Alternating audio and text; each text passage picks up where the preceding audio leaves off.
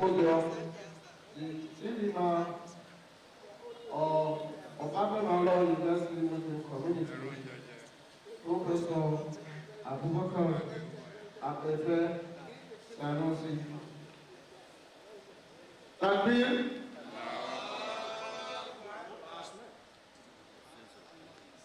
Ìmáàmù ló wà láṣẹ ń tẹ̀lé ìwà jáde náà. Àwọn tó wà. Ìmáàmù Abẹ́fẹ́ ló mọ̀nà láṣẹ ń tẹ̀lé ìwà jáde náà. Sùúrù ra wá jáde náà. Bismillah. أعوذ بالله من الشيطان الرجيم بسم الله الرحمن الرحيم وعلى سيدنا محمد وعلى آله وصحبه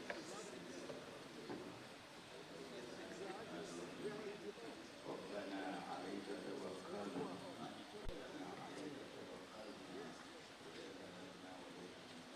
ربنا عليك توكلنا ربنا لا تجعلنا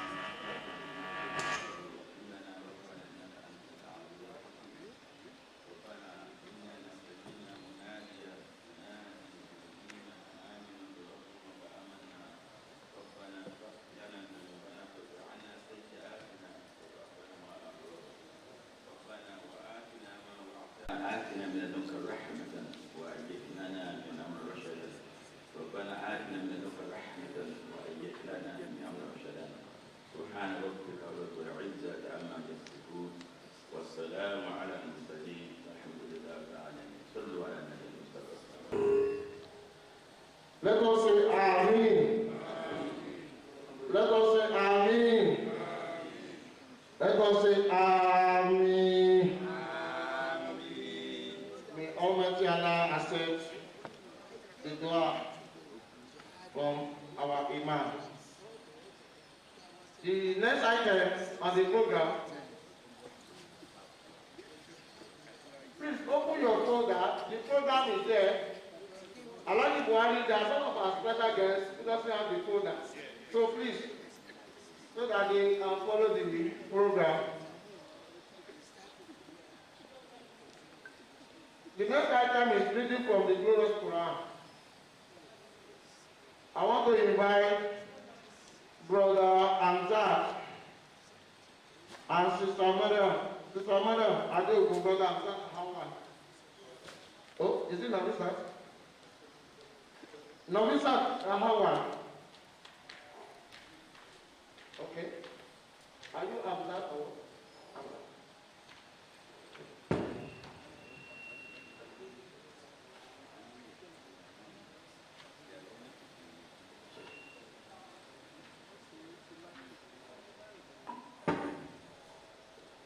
أعوذ بالله من الشيطان الرجيم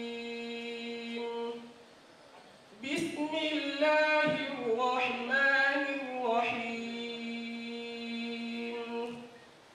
ويقول الذين كفروا لولا أنزل عليه آية من ربه إنما أنت منذر ولكل قوم هاد الله يعلم ما تحمل كل أنثى وما تغيض الأرحام وما تزداد وكل شيء عنده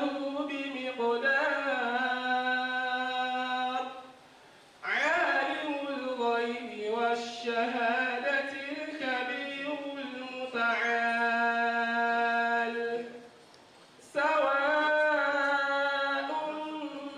منكم من أسر القول ومن جهر به ومن هو مستخف بالليل وسارب بالنهار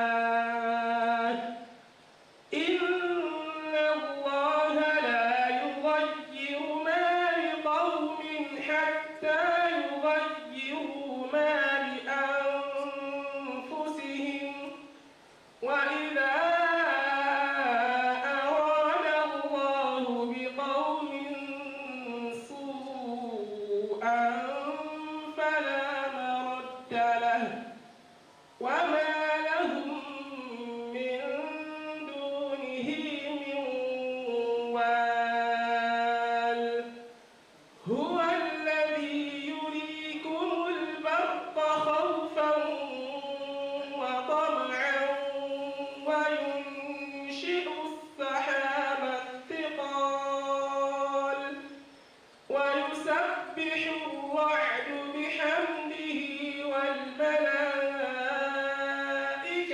من خيفته فيرسل الصواعق فيصيب بها من يشاء وهم يجادلون في الله وهو شديد المحال.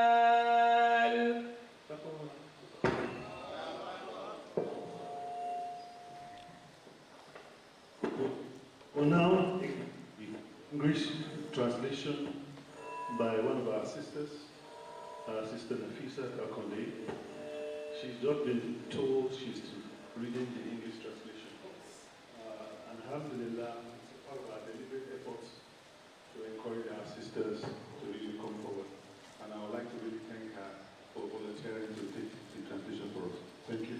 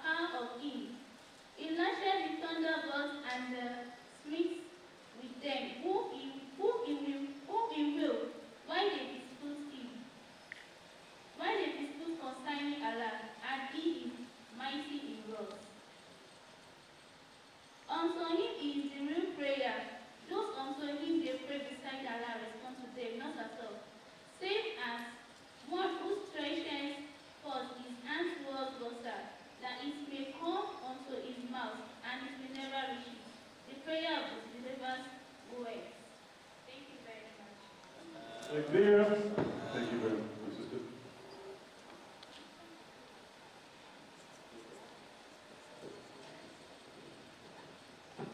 Inshallah, we shall now take the national anthem. Can we now rise for the national anthem, please? Is the operator there? Okay, we have to chant it. 1, 2, 1, 2, 3. Arise, O compatriots, Nigerians follow me, to serve our father's land with love and strength and faith. The labor of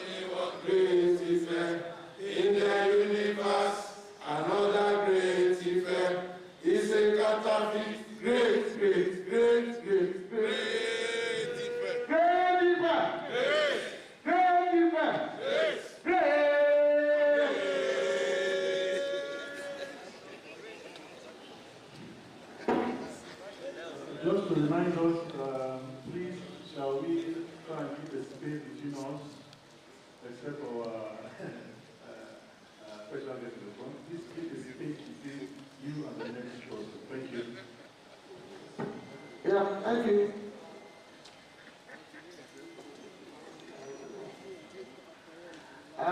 Now, the next item here is because the fire is not here, that's why I'm reading this out. Now, introduction of guests. We have quite a lot of our guests that are here now. I will not to the item.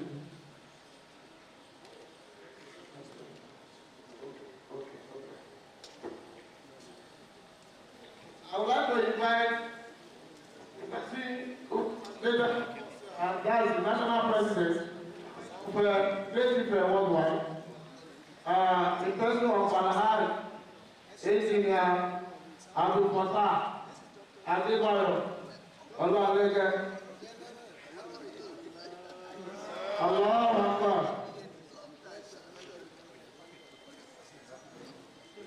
You come in here so that you will be receiving all your guests.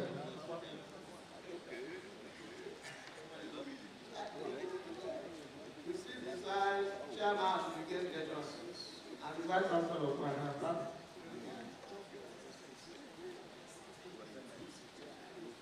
Also,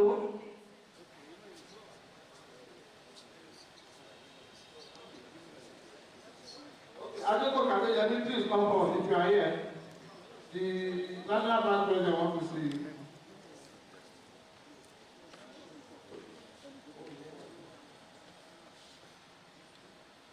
Also, I want to bring in here our interim chairman for today's occasion. The chairman just called now that is who can one traffic along the Ibadan road coming down here. So present that time, we shall not have a vacuum because we have our father here. Incidentally, I think 2 sessions ago, the 2019 edition, this father I'm going to call was also the chairman of the occasion. Then he was Minister of Communication. And he's here now. I want to invite Barrister Dr. Chief Abdul Adebayo Shiki. Today is going to moderate the program. Thank you.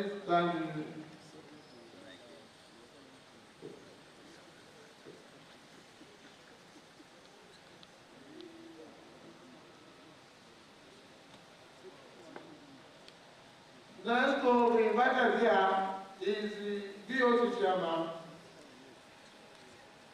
The BOT chairman is the chief host. He has been hosting us. Of course, you had all the eulogies for him by the vice chancellor last night, and yesterday evening, and more today. And Allah continue to elongate his life for us. I want to invite the BOT chairman of UNIFEMGA worldwide.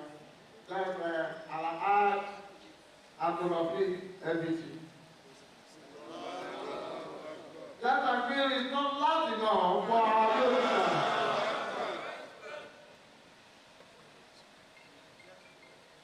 You're welcome, sir. Yes.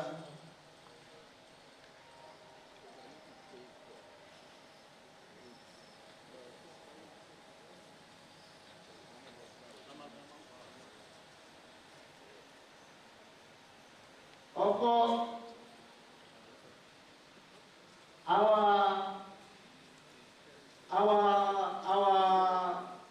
spiritual father on campus, and I want our guest lecturer to listen to this. Sir, our spiritual father on campus, that's Professor Awolowo. Abefre Sanusi happened to be the longest serving imam in the whole of Nigeria. And if you think what I'm saying is not right, tell me an institution in Nigeria whose imam has served for almost 40 years. Somebody is looking at me because he was not born that time. So permit me to invite our spiritual father, Professor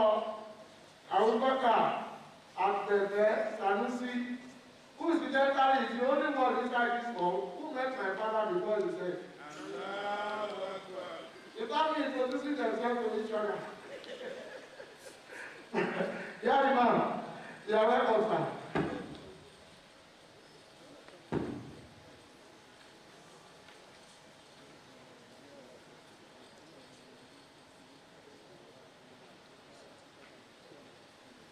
Of course, we are expecting the arrival of the Vice Chancellor.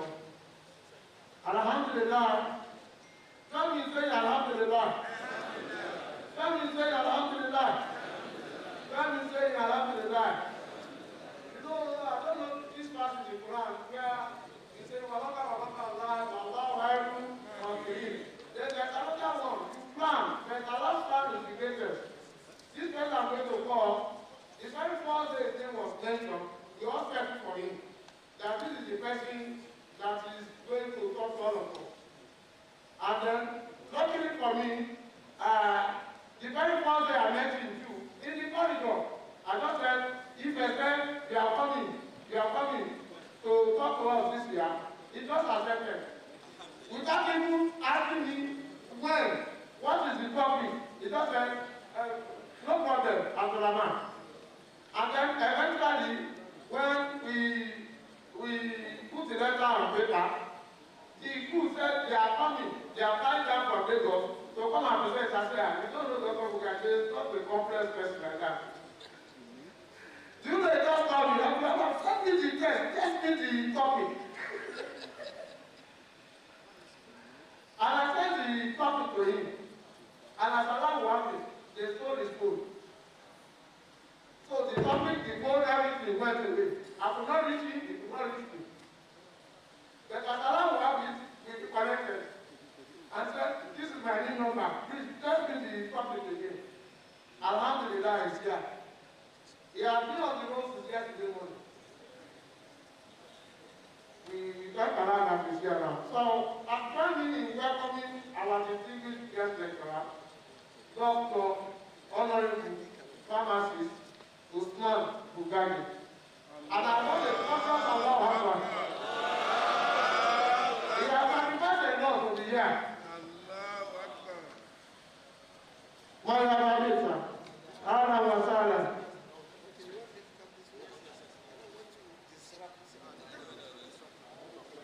Marhaba Bik. Ahlan wa sahlan.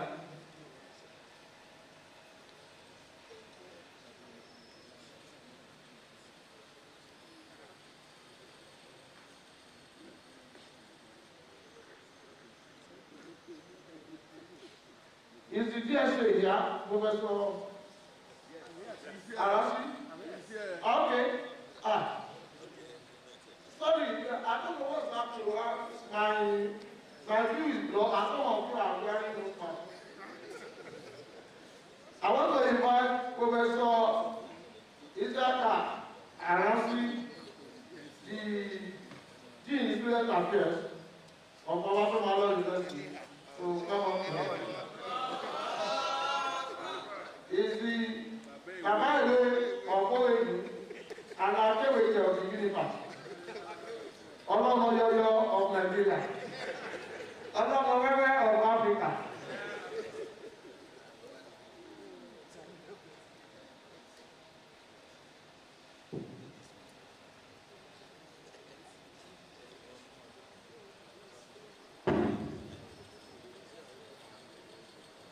We are going now. Come and help me in this.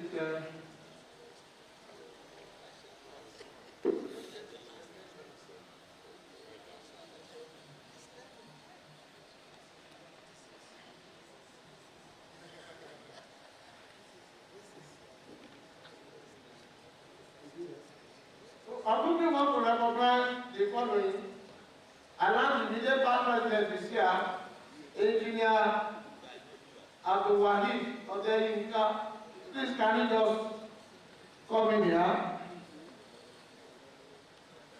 Engineer Abdulwahid Odeyinka. This is the man that laid the foundation, one of the foundations for what we are doing today. Maria Bali, thank you for it, please. MashaAllah.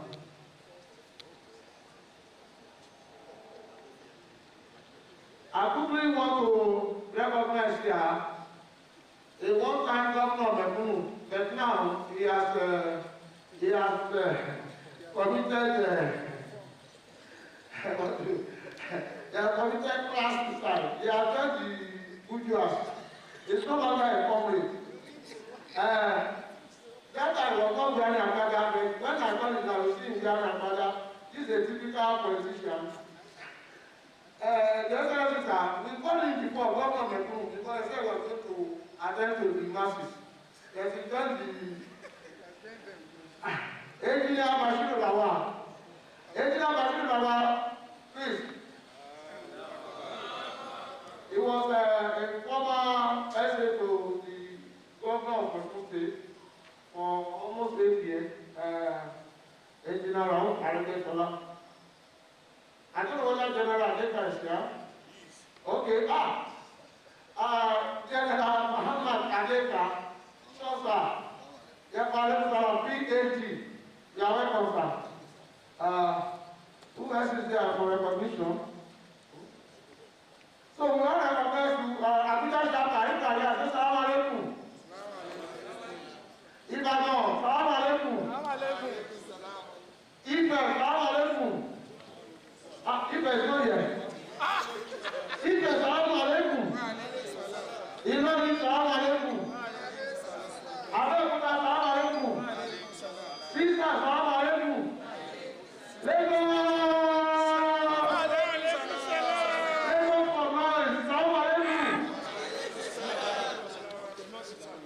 You are all welcome. It's my great honor to invite the National President, Engineer Abdul Fattah Awolowo, to come and give his welcome speech. Abdul Fattah. It's on page 3. For those of us who have the back. Page 3.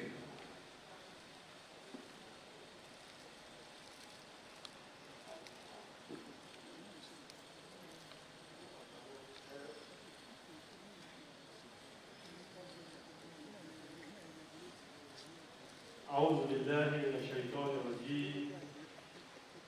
بسم الله الرحمن الرحيم. الحمد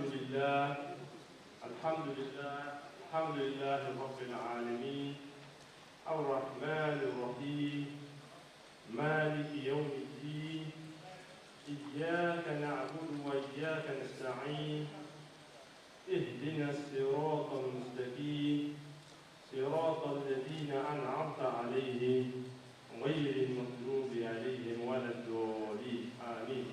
اللهم صل على محمد وعلى أهل محمد كما صليت على إبراهيم وعلى أهل إبراهيم وبارك على محمد وعلى أهل محمد كما باركت على إبراهيم وعلى أهل إبراهيم في العالمين إنك حميد مجيد. أما بعد. In the name of Allah, most gracious, most merciful, I welcome everyone to this auspicious occasion. Both our invited guests, our chairman, the students, all delegates, ladies and gentlemen of the press, I say Assalamu alaikum wa rahmatullahi wa barakatuh. Am I been down on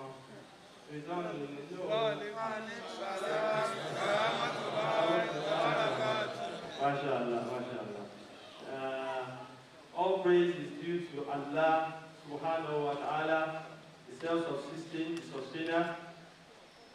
He created time, but he is not bound by anything. We pray for his peace and blessings to be upon the soul of our noble Prophet Muhammad sallallahu alayhi wa sallam, the leader of the prophets, the leader of mankind, his household, his companions, and those who follow him from thence in how, including us. May his peace and blessings continue to be upon all of us. Amen. Alhamdulillah, that we are able to gather again here today in brotherhood. After almost 2 years, or over 2 years,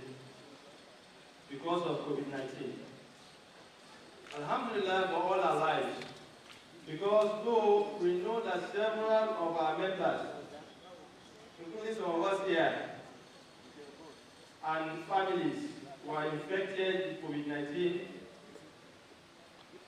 we are grateful to Allah that we did not hear any significant news of fatalities amongst us. Alhamdulillah, Rabbil Alameen. We pray for the souls of our departed brothers and sisters. We pray for Allah to forgive their sins and to take away this particular trial. May He save us from all sorts of strange illnesses and the evil repercussions of our deeds. Amen. The selection of the title for this year's program was particularly challenging. As most of you know, we normally do this program in May every year. But because of the issues around the time, first Ramadan and so on, and then COVID, and then no gathering, third wave, and so on, we were debating. However, as resolved by the National Executive Council at the beginning of this year, we decided that we will not let COVID take away our program. And so we will continue. Okay? And that is why we are here now. The dates, we apologize to all of those who could not make it because of the significant change in date, which is far from the normal, and we pray for Allah to have mercy on all of us. Amen. We hereby use this occasion to remember those of us, our brothers who are doing one kind of ceremony or the other today. I know they have some clashes. We pray that Allah will put His barakah in everything that we do. Amen. This year's edition is special as it coincides with the celebration of Ile-Ife or UNIFEMGA or at 60. A grand celebration which UNIFEMGA and the Great Ife alumni kicked off with a national press or international press conference at the Hotel Ile-Ife in Lagos a few weeks ago. We, as proud Great Ifes, felicitate with the university community, our alumni colleagues and students on this laudable achievement. Maintaining an untainted legacy of learning and culture for 60 years and counting is no mean feat and deserves celebration and support. The objective of our reunion is to reunite us annually, to help us renew and refocus on our goals towards attaining the status of the foremost Muslim alumni association in the world and celebrate ourselves for various achievements. We also use the opportunity to give back to our alma mater via the scholarships, connect with the future UNIFEMGAs, and also hopefully expand our personal networks. This year's program is no different. We started with the visit to the Vice Chancellor. We managed to skip Johnny's Palace. And then we also joined with the Muslim community, OAU, who fed us lavishly yesterday with the cocktail. May Allah put blessings for all the contributors to that program. We also had the DOT's chairman's dinner to improve our internal network. And today we are going to be having the public lecture where we will be touching on critical issues affecting the country. As usual, several events are also lined up for relaxation and fun. Of particular mention, we want to remember this morning. I think some of us, it's been a while that we did exercise. And our exercise leader very enthusiastically drilled all of us to the extent that our women folk are missing, you know, after all the exercise. So we pray that Allah will put, give us all health, good health. Amen. We will be having UNIFEMGA launching of the completely refurbished hall mosque, which we are proud of. We want to thank also the Muslim community and all the contributors who led those projects to completion. May Allah bless and reward everybody abundantly. I want to remind all of us of the SHG, the Students Wholesale Group Limited shareholders of the AGM today. As you know, we have our AGM every year at this program. Okay? And also to use the opportunity to invite those who have not invested to try to join. This is a very valuable program, as we heard from the VC yesterday. Because of what we started, many people are also coming on board using the same model. But we are also expanding this to we have also acquired land outside of campus that we are also going to build something similar that, of course, you know the one on campus has a limited tenure. So that one will be ours, inshallah, for as long as possible. So there's plans to already start that work, as you will hear in the AGM. So we need more shareholders, okay, so to join, to make their project to come to fruition. Finally, we also have the AGM for UNIFEMGA, and this is the first time that this agency will be having the AGM, so we want to use the opportunity to engage us. We have a lot of plans. We want to make sure we use the opportunity to align all of us on our plans to make sure that we can all cooperate towards achieving them together.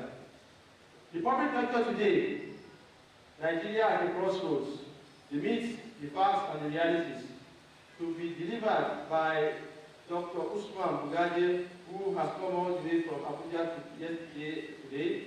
Is the Assistant Administrator and Political Advisor. Is designed to lend UNIFEMGA's voice to the discourse on the various challenges facing Nigeria as a country today. Apart from the challenges of security in different shades across various parts of the country, the most recent campaign for self-determination in the Southwest to join the already existing Southeastern Association is of concern to UNIFEMGA and all well-meaning Nigerians.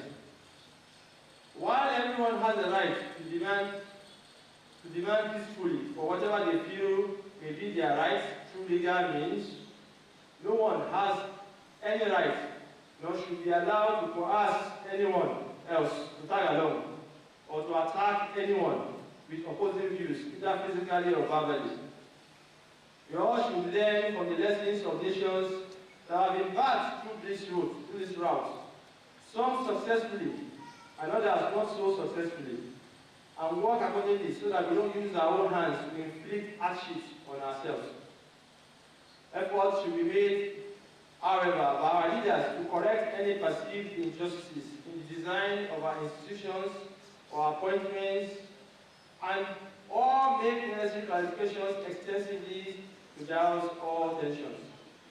There is strength in unity that is built on the foundation of justice.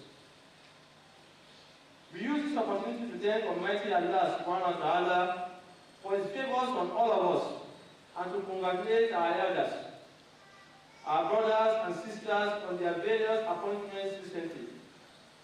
Of note is our DOT chairman, who was appointed as the Pro-Chancellor of Summit University. Barakallah fi, may Allah guide him. Our Madam Sifari also told us that he was reappointed again for second tenure as Pro-Chancellor of the University of Osun. Also, we have others. Professor Emo Yusuf in Ilori, he was appointed or elected Dean Faculty of Education. Okay. Professor Faride here in Ile-Ife, I've not seen him. He's also been appointed or elected Dean Faculty of Election. Yes, so we won the election, alhamdulillah. So, elected Dean Faculty of Agriculture, OAU. Professor Waike Yusuf also, he was appointed Member Governing Council, University of Maiduguri, etc. And there are so many of them. We pray that Allah, we thank Allah on their behalf, and we wish them a successful tenure and pray for Allah's guidance and protection for them and all of us. Amen. Amongst other things, our focus in the next few years will be on our youth to protect our future. We are starting off by adding a further 60 students to our scholarship program to mark OAU at 60. Takbir. Then we are redesigning our coaching and mentorship program. program. From the usual annual events that we normally do, to quarterly sessions, which this age of virtual events and virtual programs is going to make more practical. The scholarship committee have been charged with this mandate, and inshallah, we will start seeing their hand very soon. We are also going to engage, we are going to encourage more strongly our elders and more established brothers and sisters to help engage our graduates with employment, or at least internships. So if we can employ, we can help to train them. So with these internships, they will be more in a better position to be more attractive to potential employers who will empower them. And for those of them with good initiatives and business ideas, we plan to support them with world-class financial business education to better prepare them and also give them loans for deserving proposals. We are counting on your support and inshallah to push through these objectives. So we'll be coming to you, all our elders, our brothers and sisters. We'll be coming to you to assist us in this program. Nobody can do it alone. Like we heard from yesterday's program, how many people you want to pull up? How many people have you counted that you pulled up, and how many do you still plan to do?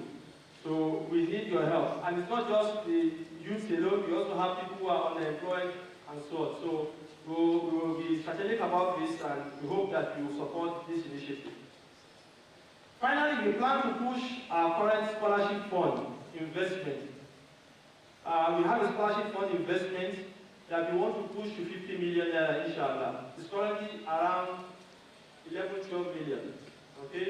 Our goal is to push it to 50 million. This is an inherited goal. So,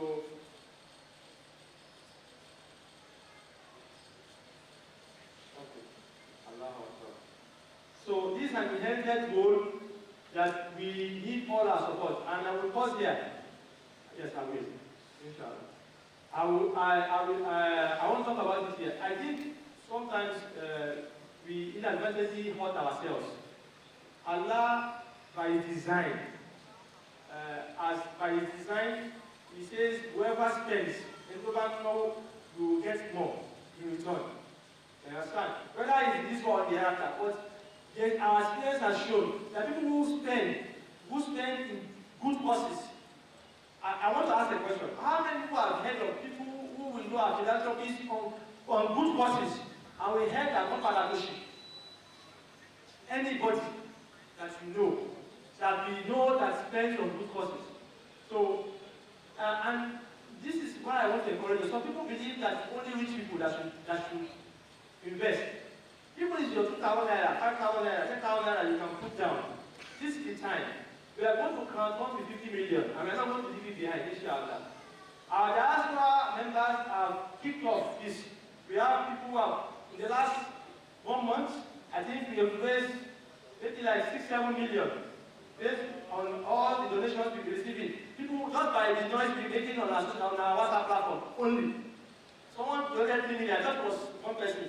And I now called him yesterday, and your dad on my own. I said, who is that? We are now looking for, and the person today, I didn't say anything, 3 million. And we right now, we are still looking for who that person is. Now, I've seen the diaspora, they put $100, $200, as it is now, I've just been told it has reached 2 million. Just in 2 weeks. It's just 2 weeks that they started. They've raised 2 million. Okay? So I want to encourage us, particularly our mothers. I made a comment yesterday that we want to leverage the strength of the women. We have seen what you can do. We have seen it before. It's not that wrong. We have seen the strength of the women folk. And I know that most of you are the one who direct where the money goes to the house. Okay, so we want you to direct some in this direction. The direction of the scholarship. To ensure that direct some of your budget also towards the direction we need to achieve our 50. The reason is this. We have investments that we can do that will raise 5, 6, 10 average, because you know it's not fixed, it's not interest. So it depends on how you do it. So between 10 and 12, 13, 14% every year, just do it, don't do the math. You have 50 million in investments, that means sure banker, 5 million to 6 million is sure, inshallah, that we can use for scholarship. On top of those people, for example, one of our brothers, Dr. Sulaiman, they had a meeting with him a few days ago. His 5 years scholarship that he put, I think he put 3 million per year or something like that per year, is expired. He has tried to extend it for another 5 years. They don't need 2 or 3 million again, another 5 years again. I don't see him. It's not even a Muslim. Can you imagine? So it doesn't matter. It doesn't matter. You know? So let us help mobilize. I just by chance sent it to someone I know in the UK. And for whatever I want Indian content, I want Indian content. And they just put their zakat fund and just they don't need maybe £500. I don't know how much that will be, just within 2 days. So I want to encourage all of us. When we see they are going to mobilize actively, you start with your own. And when you start with your own, you have now to ask someone else to put. Okay? So when you start with your own, please then encourage others. So if it's 2,000, it's 5,000, 10,000, if it's 50,000, 100,000. And if you don't have, I know you have, don't tell me you don't have, I don't want to hear you don't have. If it's 1,000, you have on the boots. Yeah? So don't tell me you don't have, I don't want to hear you don't have. Then you can help link us with people who can and want to contribute. There are people who are looking for valid causes. They know that this money will go where they want it to go. So many of us know you might not have money, which I don't have money, but I have money to know over here, and I know a man those people that he will just call like this and they will so please let us mobilize. The account number has been stated there in the so please let us help mobilize to keep this. And if there is any clarification required, my number is there. Alhaji Said Bashir is the chairman of the Scholars Committee. Dr. Tosimi, nobody needs introduction. She doesn't need introduction. You can get in touch with her. Any of us can give you details of what you need. With this, I want to thank all our invited guests for taking time to grace this occasion. And I want to especially thank the Vice Chancellor for his support and cooperation to UNIFEMGA and the whole Muslim community, and wish him successful last lap of his tenure. I thank you for your time. Wassalamu alaikum wa rahmatullahi wa barakatuh.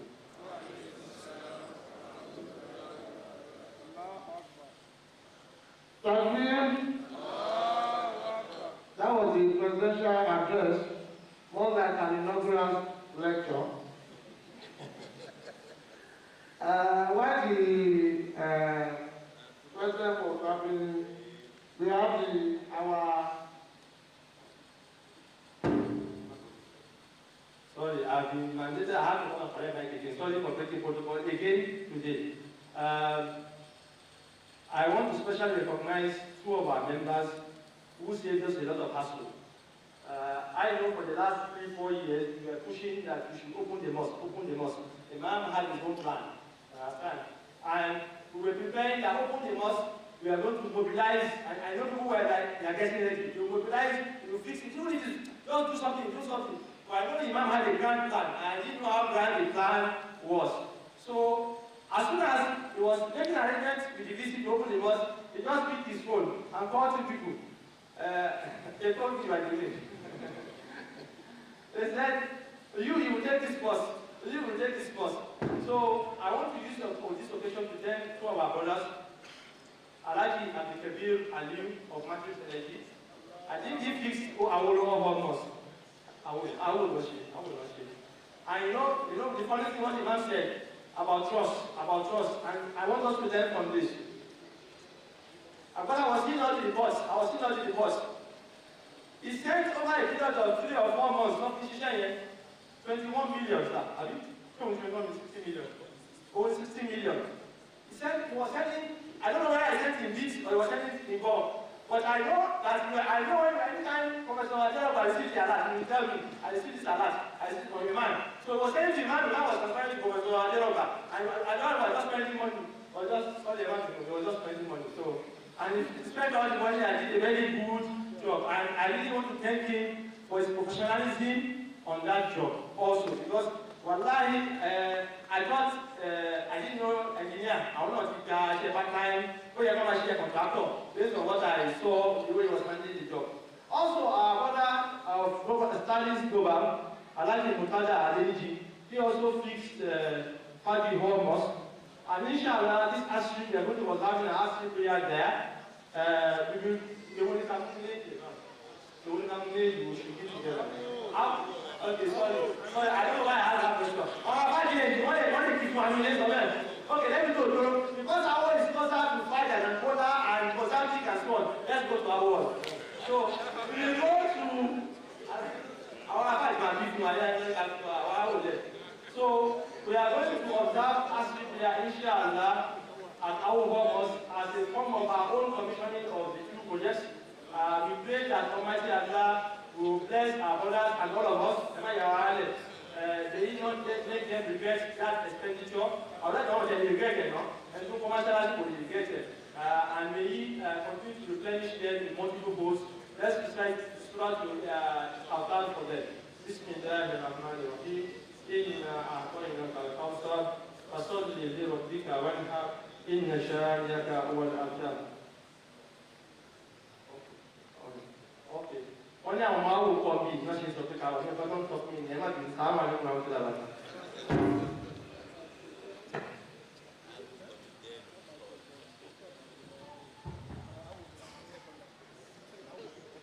You know, lecture, Mr. President, you don't take question and answer. You just finish and then you go. That's the case of it.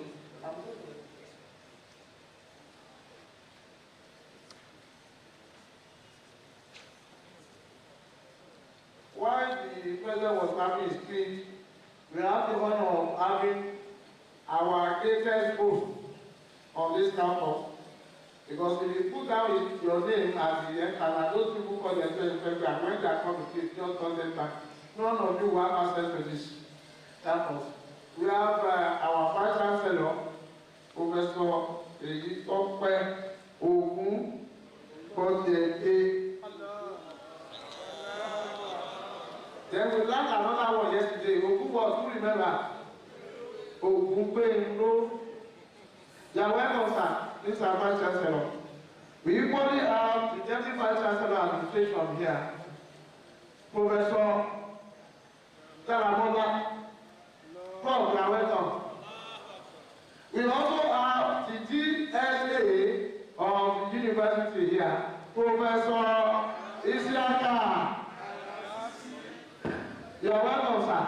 It's part of the administration. Are you with us or you are with them? Or all of the above. We also have our Baba.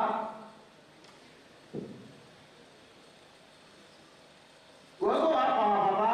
I presume Baba is a national title holder from the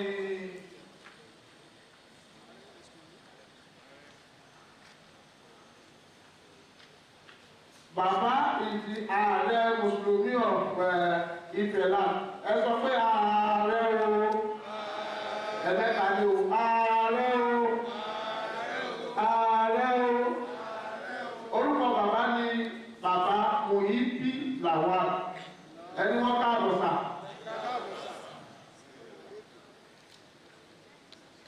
Alhamdulillah. Now, before we proceed, now we'll take the chairman opening remarks. Part of the culture, one of us, our brother here in UNIFEMGA, some of you know him, his name is Sheikh Muhammad. Sheikh Muhammad is a settler. There are 4 of them, 4 boys. 3 of them died. And this is the only surviving one. And this year, last week, he was 55. He's 55, I mean? He's 55 years. So, he's the only surviving one. So, he wrote a book on sickle cell, administration, management, and everything, all around.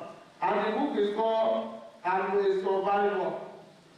The story of my parent over sickle cell failed.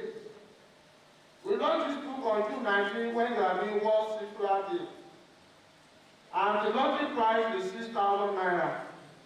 But we have said that we should give this book free of charge to all students who are here.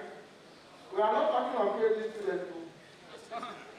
Students, secondary school students, with particular reference with anybody who has sick line within the family or something like that. Then you, UNIFEMGA charges and money. You buy a copy at a subsidized rate of 3,000. And that this money, when we collect it, we should not give it to him. We should put the money, which is equivalent to around 300,000, into the scholarship scheme. He has donated the money to the scholarship scheme. And then he's also enrolling 100 C-class into National Health Insurance Scheme. Yes. And the program, last week was the National Health Authority to do the enrollment. So if you know of any C-class that you want to put on National Health Insurance, you can apply. And then you just say you get that stuff. So the book is available. For you guys and money, a copy is 3,000. For students who do the acid, the student will get it free of charge. Salaam alaikum wa rahmatullah. So I just have to do that. I don't know, the coordinate what that one will be going on. So let me quickly take the chairman's book. So we say that Alhamdulillah Island to Malam Sheikh Mohammed. I pray that we Allah continue to survive it. Yes. It's a very emotional book. If you read it, you cry. I'm already crying. Shout out to me, reverse. It's not an advice, doctor. Most of you don't know because it's a doctor from the public company. Because the chief guy from Oduduwa of Ibadan. That's why I'm calling him chief. Doctor from the public company. And now Parisa from Nigeria. And where you here? And his excellency from Awolowo. Assalamu alaikum wa rahmatullahi wa barakatuh. The Vice Chancellor and other leaders of the university, the chairman of the Board of Trustees, the guest lecturer, our Baba, the Baba of all. It is my pleasure to be asked to deputize for the chairman of this occasion. I want to say I feel honored to have this role being played at this very important occasion. I want to remind us that this occasion, the one we are in here now, are basically to do two things. First and foremost is to listen to the lecture by our most erudite brother. I have known him for over 40 years as one of the best Muslim brains in Nigeria. Apart from his intellectual prowess, he is fundamental in the pharmacy.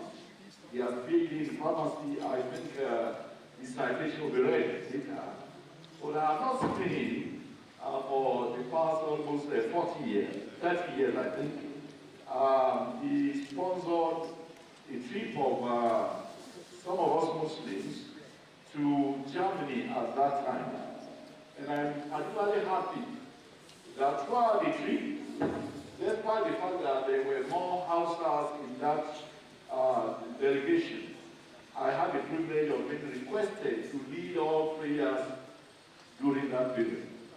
That would neutralize the fact that a lot of our people wrongly believe that Hausas would never allow a Yoruba man to lead them in prayers.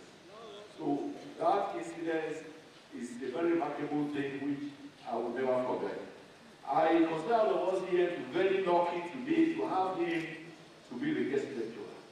It is often said that the taste of the pudding is in the eating. I am sure by the time that lecture is delivered, we will all thank God that we have the privilege of being here. So I want to welcome him on behalf of all of us. Secondly, is the scholarship scheme. We know how very important it is.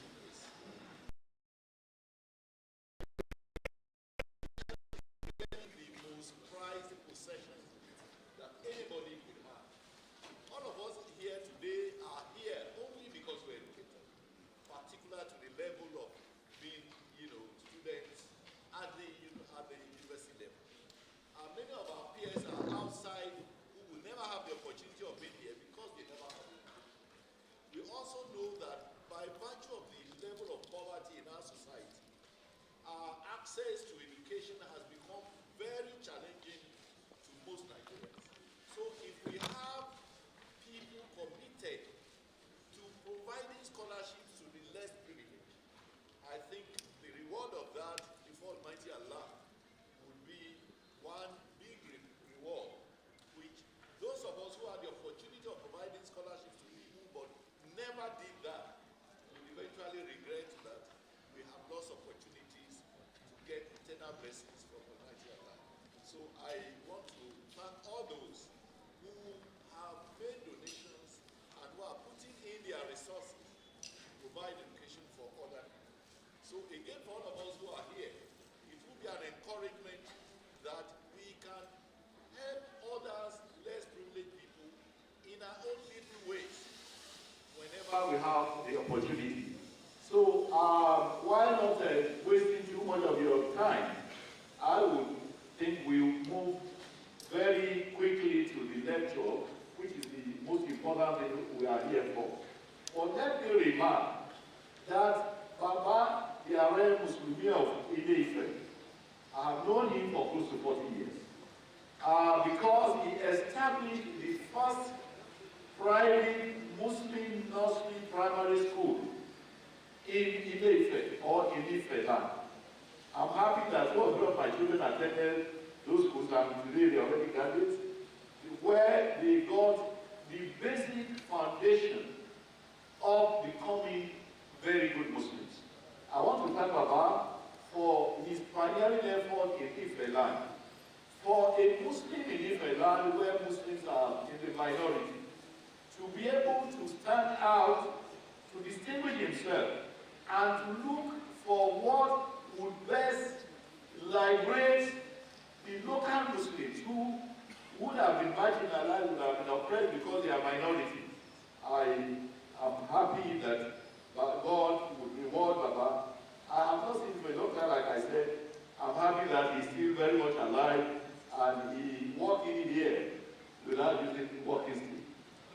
This is certainly the blessing of Almighty Allah. I pray Almighty Allah continues to provide you with long life, with good health, and continuing wisdom to continue to bless humanity. Assalamu alaikum wa rahmatullahi wa barakatuh. Again for our chairman, it's not hard enough. I don't know how to talk him. It's a barista.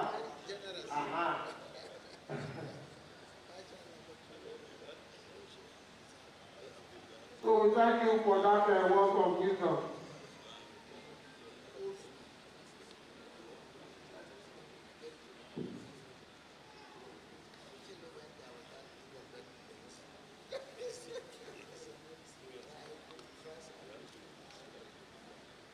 Inshallah, I hope you all have your folder with you. The next item is on page 5. We have to give a citation of our guest speaker. I don't have when he came, he was just telling us that he's coming to Ife now and then he was there in 1976 and I don't know how long was he there. I said, why are you going in 1976? After this, I was not from there. So I want to kindly ask our father to humbly stand up while I read the citation of our distinguished guest speaker today. Honorable Dr. Osman Bugaji, graduated in pharmacy from Ahmadu Bello University in 1975. And later did an MA in African Studies and PhD in Intellectual History, both at Institute of Asian Studies, University of Khartoum, Sudan. Dr. Bugadi also worked with Islam in Africa Organization and lectured at Ahmadu Bello University and University of Maiduguri. He has also lectured in the USA, UK, and the Middle East, and served on the editorial board of a journal sponsored by the International Islamic University of Malaysia. He is a prolific writer on national and international issues and has published in both academic and non-academic journals.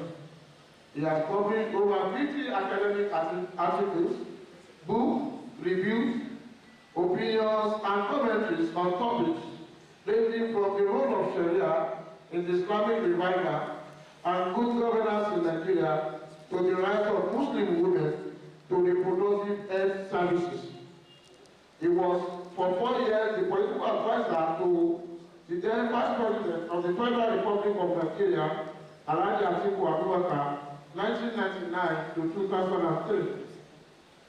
He was elected to represent Kaita GBR Federal Constituency 2003 to 2007 in the House of Representatives, where he was the chairman House Committee of Foreign Affairs. He is the founding chairman of Network for Justice, an advocacy group concerned with promoting civil education, consumer and human rights. In response to the crisis of governance within the northern states, he is acting as convener of the Arewa Research and Development Project, ARDP, a public policy group that is promoting policies to restore stable governance and stimulate economic renewal in the northern states of Nigeria. Dr. Usman Bugadi is an Islamic scholar, a political activist, a civil society leader, a thinker, and is from Nigeria. He is happily married with children, and he was one of the founding fathers of Muslim Student Society because he was a former national president of Muslim Student Society of Nigeria. Join me in welcoming our distinguished guest speaker for 2021 1443 National Union Conference, who will be talking to us on call for secession, cultural reform and resource control, the myths, the facts, the realities. Thank you. That is not loud enough. I think you would like this podium, sir. Thank you.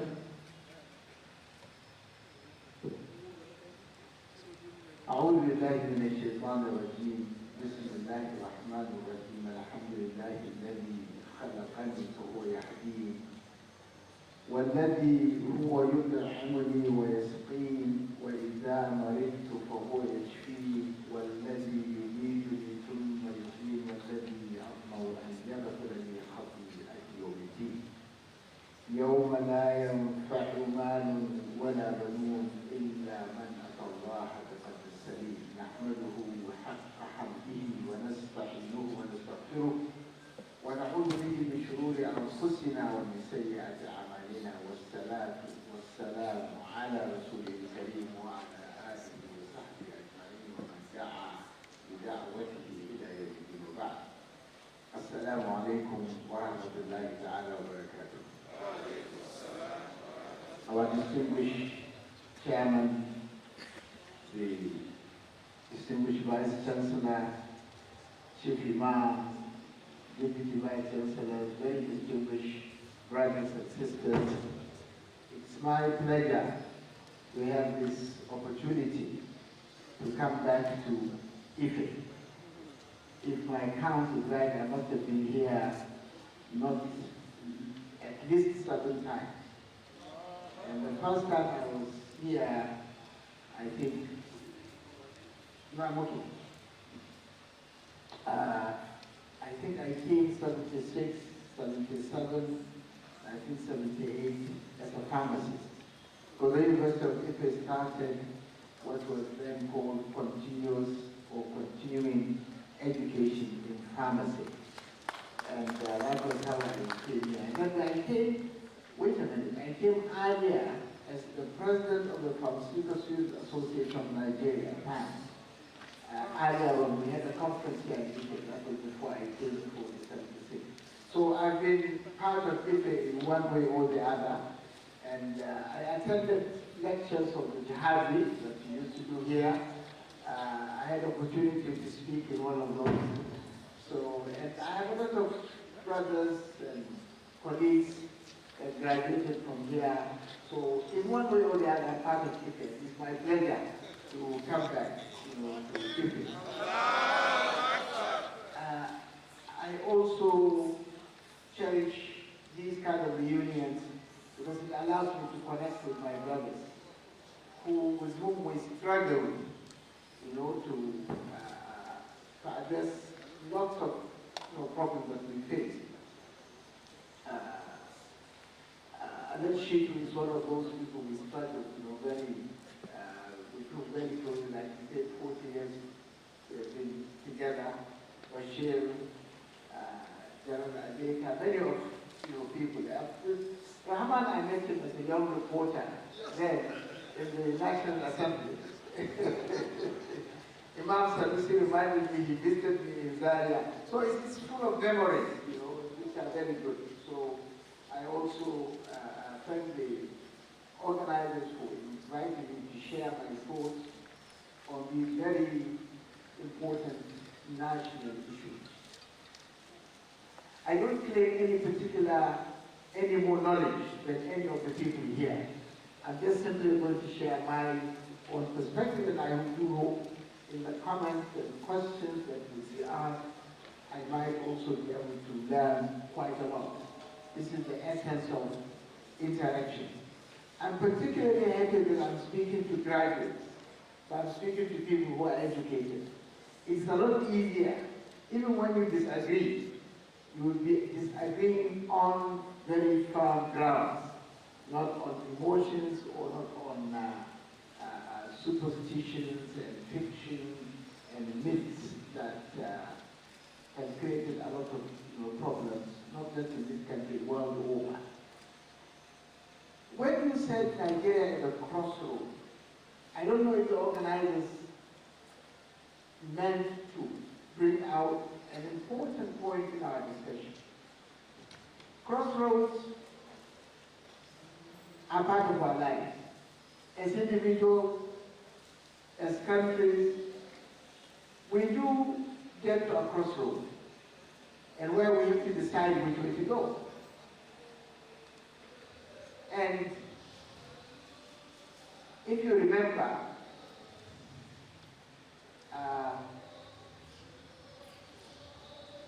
the story of Alice in the Wonderland.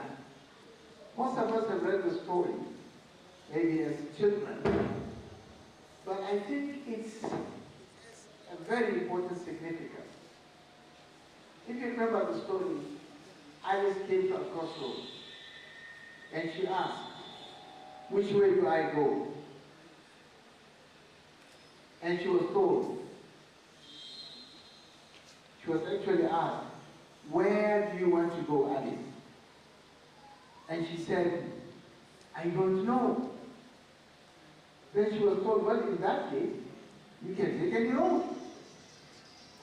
Now the significance, and I quoted Seneca, somehow it's not on the paper, but I hope when we publish the paper it will come.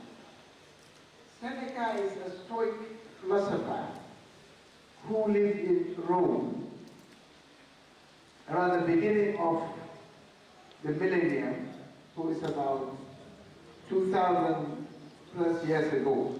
And he made a famous statement.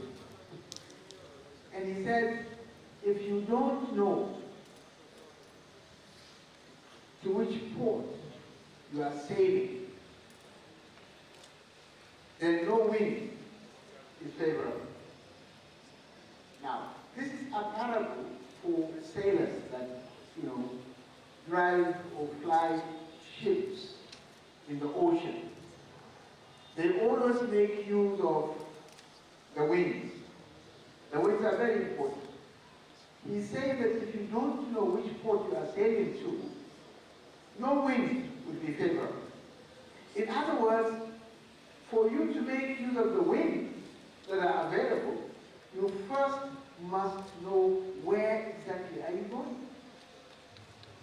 And the point for me is that Nigeria indeed is at a crossroads, but Nigeria has not yet decided which way it is going.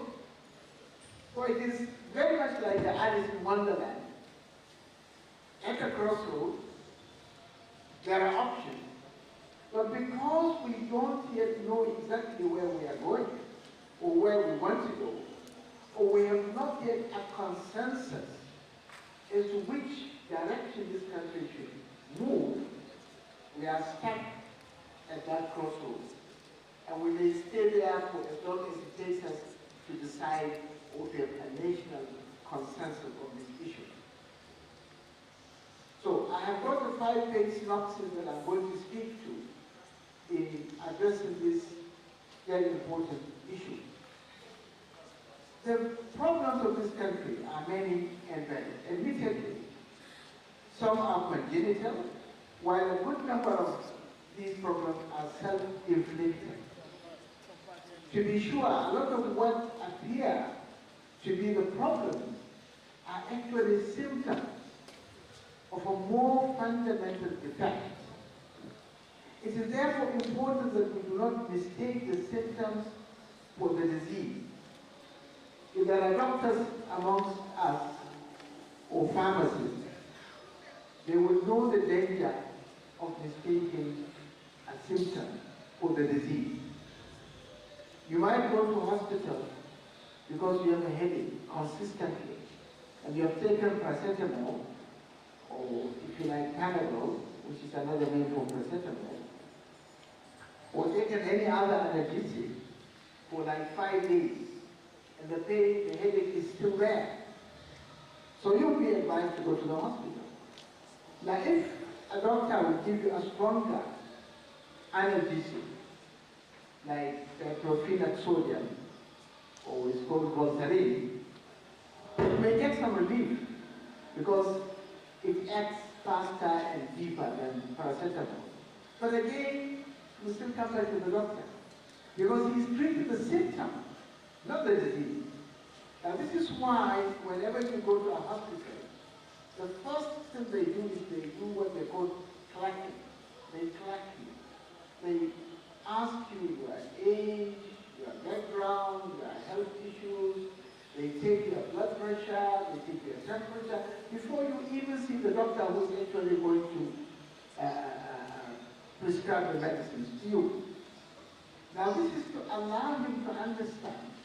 If, for example, your blood pressure is going up, that could be the source of the headache. And therefore, he has to address the issue of blood pressure. So he has to give you medicine to lower your blood pressure. In fact, by the time your blood pressure lowers and becomes normal, you might not have the headache anymore. So it's important, but if he makes the mistake of keeping you on analgesic, your blood pressure will continue rising to a point where you will have a stroke. And that's going to be quite difficult to recover. The point I'm making is that we must never make the mistake of taking symptoms for the disease itself. This is to avoid symptomatic treatment that only brings a temporary relief while the real disease spreads, ravaging in the body, and becomes chronic and more difficult to treat. In point of fact, this is what appears to delay the resolution of our problem.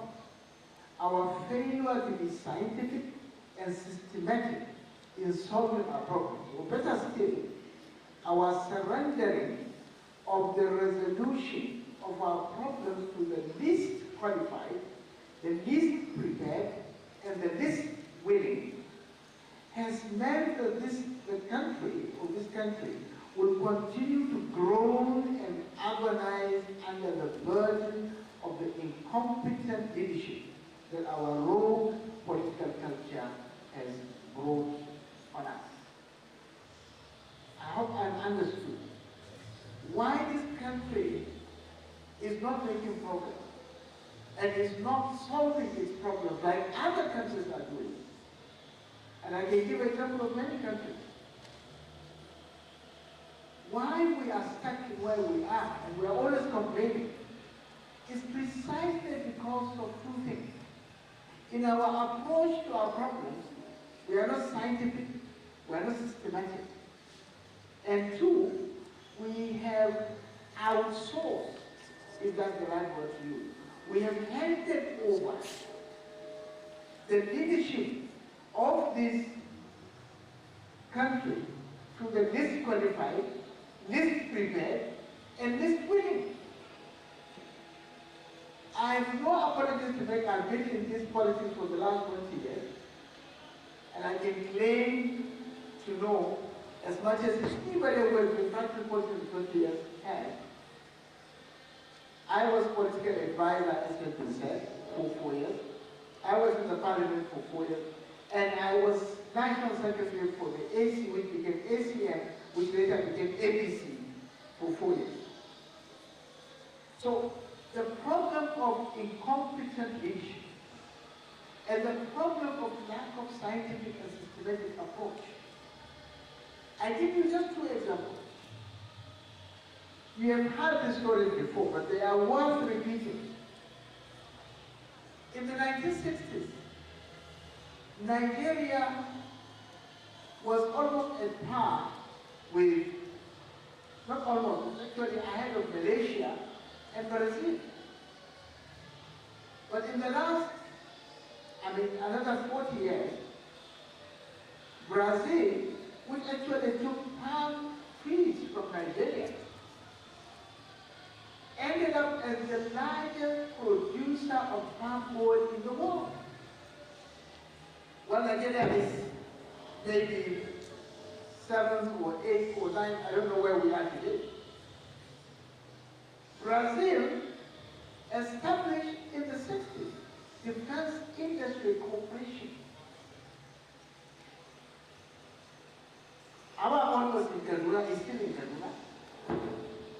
40 years after, Brazil has produced MiG fighter jets, it has produced submarines, it has produced a huge defense complex with all manners of weapons. And our own was only producing furniture until very recently. Now, this is what happens to countries when you do not have the competent leaders and when you don't have a systematic and scientific approach to progress. Now, this suggests that we need to do a proper diagnosis and come up with a prognosis of these problems to give us a full appreciation of their magnitude and consequences. Sadly, the prevailing political culture and the leadership it has occasioned does not lend itself to a systematic and scientific evaluation of our problems. Rather, it will dismiss any attempt to get thorough as academic, as unrealistic, or gloss over the real issues, or create red herrings to distract attention from the real issues. The result has been that a lot of the debates around national issues are driven more by ignorance rather than knowledge. Consequently, debates are embroiled in emotive outbursts rather than evidence-based civilized conversation. Consequently, the country has been pushed to the brink, yet again, with discussions caught in the dialogue of the deaf, and the nation stuck in sterile arguments without any solution in sight, even a consensus on the process to arrive at one. The country clearly needs to be saved from itself. This is what we go through every day. You look at the WhatsApp chat, different groups, you see the emotion, you see the venom, the abuses in each other. Nobody is really solving the problems of this country. If you spend the next 10 years The Hausas are greeting the Igbos are greeting the Yorubas are greeting the Kanuris. Where do you go? Where does that take you? You may have this false euphoria of feeling that you are achieving something, but you are not getting anywhere. And that's what you find. Even on the pages of this paper, the mainstream media, we are not addressing the problems of the country. We are simply angry with ourselves. And this anger is misplaced. Because the ordinary person with whom you interact in your day-to-day business is also a victim of what you are complaining. He's not your problem. The real problem is in the leadership. And that's what we should be addressing, rather than there is what they call horizontal violence. And this is what is happening. If you read the Latin American literature about the problems they had in the 70s, 80s, 90s, a lot of conflict. Some of you who are older will remember the problem in Argentina, in Colombia, in Nicaragua, in even part of Canada, a lot of them. If you remember, I mean, this was basically a horizontal violence. And this is what we are doing, not vertical. We are killing each other, we are destroying each other at that horizontal level. The problem is not there. This is misplaced anger. The problem is in the leadership. And that's where we should take our anger. Because they are the ones with the responsibility to correct things when they are wrong. Now, if it is any consolation, Nigeria is not the only country in Africa that has faced or is facing similar problems of nation building. The sudden creation of artificial boundaries by colonial fear, the forceful restructuring of African economy to serve Western imperial interests, the deliberate planting of suspicions and the driving of several ways to divide and rule, the setting up of several booby traps designed to blow up after independence and many days, etc., has created huge problems in post-colonial African states. Even without colonization, state formation and state building in history has always been a painstaking, time-consuming process, and Europe is one good example of this. It took 2 world wars to get the United Nations, and many decades later, a European Union. While European colonization alone does not account for all the problems in Africa, it has certainly made nation building in Africa more complicated. The encouraging news is that, despite these complications, and in spite of continuous interferences of the neo-colonial powers, African states have shown capacity to recover and solve their problems. Rwanda is one spectacular example, a country which rose from the ashes of the worst genocide in Africa, has so recovered in the span of just 2 decades, with one of the fastest economic growth, one of the most secure countries, with the highest sustainable development goal records, and perhaps the best IT hub in Africa. In Asia, there are countries that were down and out, but recorded and soared to the cutting edge of technology. Countries like Singapore and South Korea, all these reports show that we can also recover and even excel. Now, some of you are familiar with some of these stories, but just in case you don't, I'll just take these 2 countries. Let me start with Rwanda. Rwanda, as you know, about 20 years ago or so, the Tutsi and Hutu genocide. Several people were killed. An estimate of about 800,000, it can well be 1 million people were killed. And Rwanda is not not a country with a very high population. So 1 million is a huge number compared to their own small population.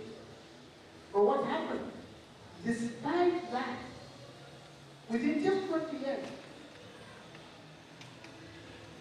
their farmers are now supplying coffee to the Starbucks company in the United States. Their agricultural yield has grown 4, 5, 6, 7 times. If you go to Rwanda, I was opportunity to be there twice, you will feel the peace and the security in that part of the world. And you will feel as a woman have the most protected species in Uganda. Not because their parliament is majority women, but they have earned or they have created such respect for women that nobody dares molest a woman in Rwanda. Anywhere, any day. And the consequences are severe. So you feel, things are working. In fact, in all these African countries, it's the first country in Africa to have the no visa policy for Africans. So you don't need a visa if you are going to Rwanda. You just take your flight, you get to the airport. If you are an African, submit your African passport, you pay the required fees, which is just about, I think, $20 or some amount of money, and you get your visa. No other country has yet done this, that I'm aware of. So the point is, here is Rwanda, with all the problems they had, worse than ours, has recovered in the last 20 years. Ask yourself, what has happened to us in the last 20 years? Yes, we had a democracy, but what happened? Look at the indices.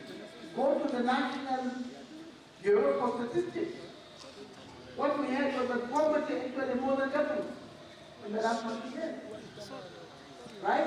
Insecurity grew to some 10, 20, 30, 45 times. Right? Economy went down. You now know the rate of the dollar. And we are all suffering from that. So in 20 years, while Rwanda was recovering, and in fact recovered spectacularly, we are going down the drain. And we're even not sure now whether there will be elections in 2023 or not. As things stand, in my state, which has about 34 local governments, nearly half of those local governments are not secure. Farmers cannot farm. You can't conduct any other business. You are scared and in fear. Tell me, how are you going to conduct the 2023? Now, we need to ask ourselves, and I'll come back to this question towards the end. Why has Rwanda recovered, but Nigeria with all its resources? Because when I talked about poverty being doubled, just look at the statistics yourself. But this is a time where we had unprecedented revenue. Some of you who are older will remember when Abacha died, Abdulsalam came and helped me hand it over. The price of oil was just about $11 per barrel. As soon as the politicians came, it went to 15, 20, went 30, it became 40. It became up to 100 plus. So we had revenue that we never imagined we had. Unprecedented. And yet, this is the time when the poverty doubled and tripled. This is the time when we cannot have an army that can defeat ragtag gorillas. This is a time when, look at the unemployment rate. Look at the value of our naira today. Now these are important questions that we have to come back to. Now let me go to the specifics of the issue of call for secession. Let us examine the argument. Most of the arguments hover around claims to marginalization, a perception of inequity in wealth and power sharing. The facts on the ground too often do not support the argument. It's common for different parts of this country to be marginalized. But we don't use statistics to show that marginalization. We just pick and choose examples we give. For example, if you go to the civil service and you take the list for state, you will see those people who are crying marginalization are those people with the largest number of people in the federal civil service. So what kind of marginalization are you talking about? Right? And then I resort to the system where they have clarified and settled the issue, but the path of this agitation is not the path of research and evidence. It is the path of claims, counterclaims, and emotions. This is not surprising because too often the levels of education, exposure, and diligence of the champions of secession does not allow them to avail themselves of the evidence on the ground, much less respect it. In any case, many of them are populists who wish to capture the attention of the crowd, often for mercantile purposes. These charlatans thrive and make waves largely because the elite, who are more educated and who should therefore be more strategic, often abdicate their responsibility to do so and take a backseat, watching the mess brewing. Politicians looking for cheap populist support often give a tacit approval behind the scenes, but this is no reason to dismiss the claim. Rather, we should be able to engage with facts and figures. The people of the Southeast, for example, own large properties in Abuja, maybe the largest property owners in Abuja, massive economic interest in Lagos, most of the top businesses in Kano, Kaduna, and the rest of it. Breaking away from Nigeria does not make any strategic sense. So why this agitation? And if you are allowed to have your own country, what are you going to do with all this property that we have? Because the properties of the Southeast and outside Southeast is like 100 times what they have in the Southeast. So what sense is there? If indeed they have a problem, they should have the courage to engage fellow citizens rather than fall back into their shell. Have they actually thought through the implications? Have they studied countries like the Sudan, where the South broke away? Have they looked at Somalia, which is a country of same tribe, same language, same religion, yet has not known peace for nearly half a century? Is diversity really the problem? Which part of this globe is not diverse? How does that fare compared with diverse communities? What exactly is the problem for which secession is a solution? These and many more are the kind of questions those advocating secession should try to answer. Now, when I was in government as a political advisor in the presidency, I was given a task for 2 years by President Obafemi as the special envoy to the Sudan. At that time, Nigeria was trying to reconcile the northern and southern Sudan.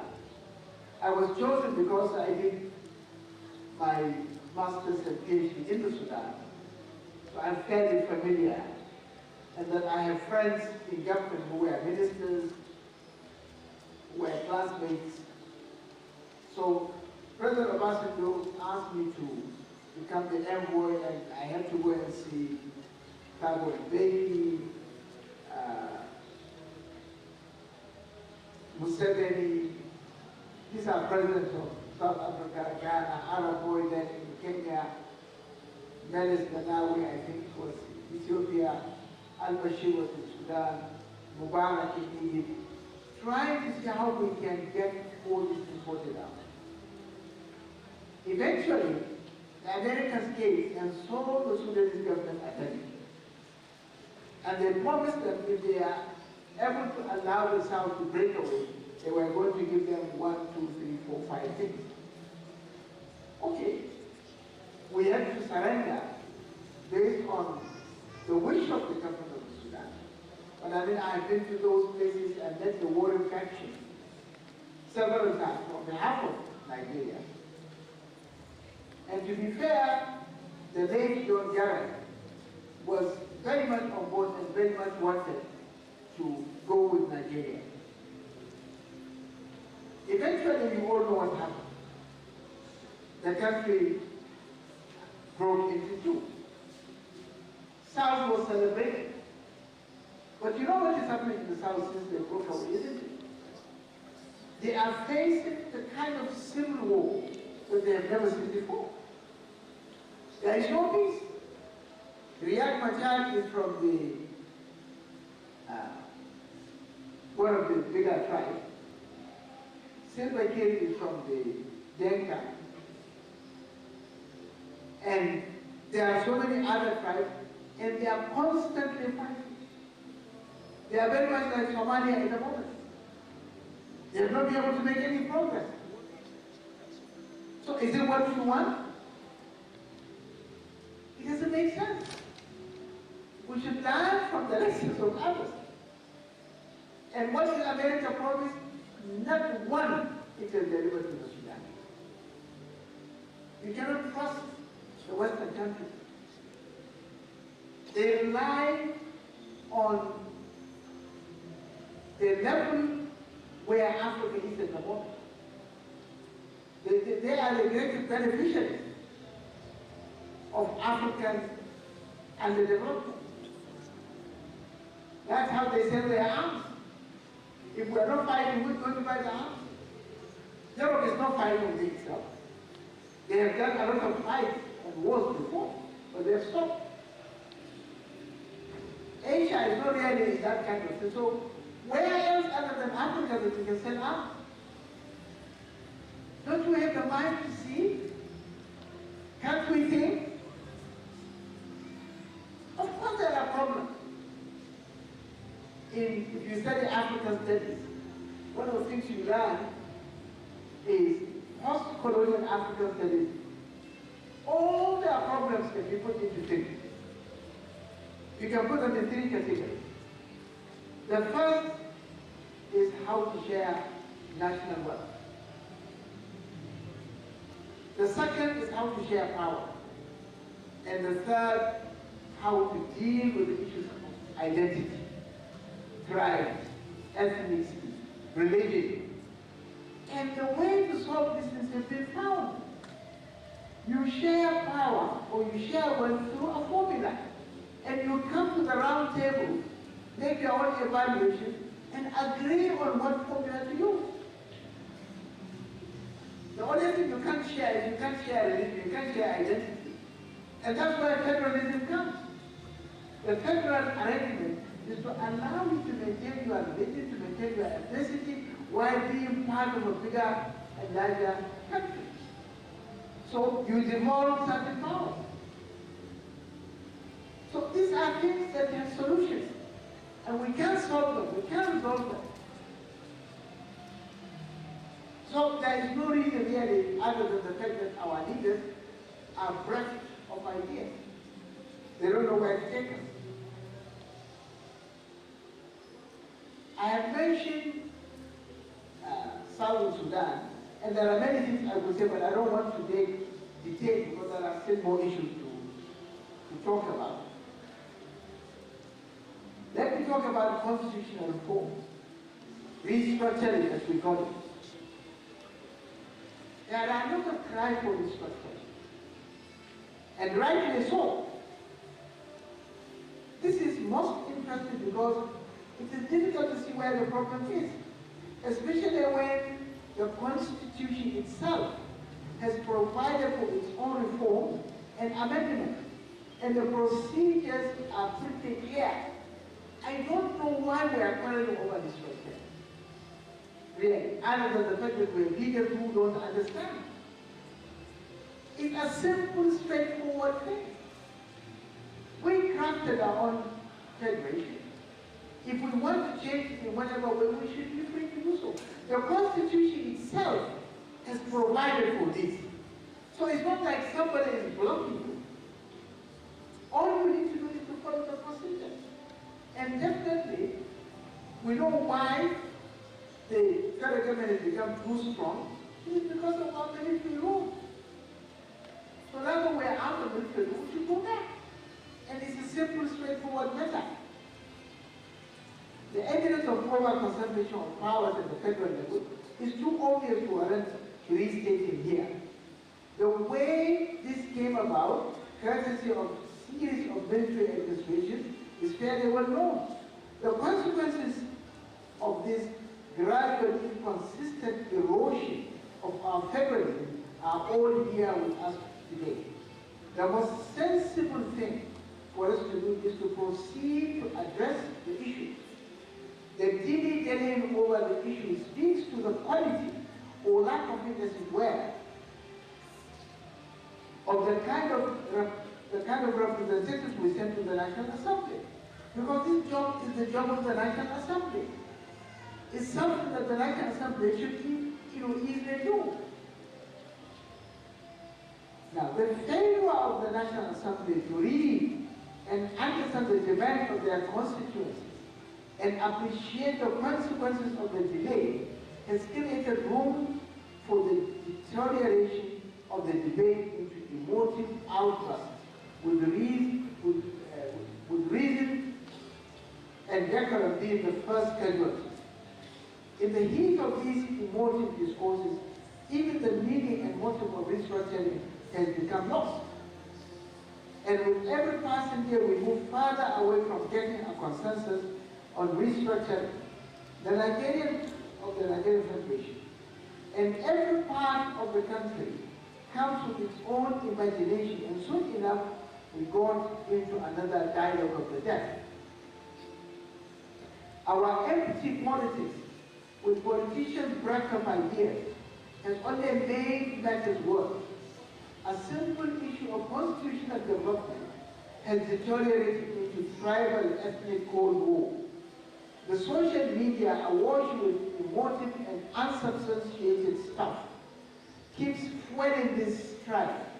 Meanwhile, we read the popular myth that the North does not like or does not want restructuring. Nothing can be further from the truth. The North, I know, is well ahead of the rest of the country on matters of restructuring because many in the North would prefer a confederation. Now this is part of the press. The press doesn't report correctly. Where the federal government retains only three things: defense, foreign affairs, and monetary issues. If by law they are referring to these pampered and favored few in power, many of whom lack both the knowledge and the courage to engage, they cannot be more wrong. The press should get out of this lazy journalism and get to the real feel of the law. It must be stated that no one part of the country should determine which kind of constitutional reform we effect. Rather, we should find a way of crafting a national consensus and working together to see these reforms through. So we're having difficulties with restructuring because our leadership, political leadership, doesn't even understand what is involved. And because the motive has now been, it has deteriorated to emotive outbursts. So people don't even talk about the substance of restructuring, which is essentially the revolution of power. You go to the Constitution and change that list that defines the area of jurisdiction of the federal government and the state government. There is, the exclusive list, there is the concurrent list. Exclusive is basically for the federal government, while the concurrent are those areas where both state and federal government have jurisdiction. At the moment, the concurrent list is a tiny fraction of the list, and the bulk is the federal government. This is not good for any federation. So it's important that we restructure, and it's important that we do so systematically and scientifically. These outbursts don't mean anything. And this is a simple, straightforward that should not attract the kind of venom, the kind of abuses, the kind of things that has, been built around restructure. And I do hope more educated, more learned people will come forward with how this can be done. Resource control is the third and important point and the issue of national discourse that has been raised here. This is another recurring area of confusion and conflict, which is otherwise unnecessary. It's otherwise unnecessary, for this is an area of wealth sharing, which is essentially left to us the citizens to legislate and implement. The current provision of our Constitution has vested the total control of all minerals, including oil, on both land and water, in the federal government.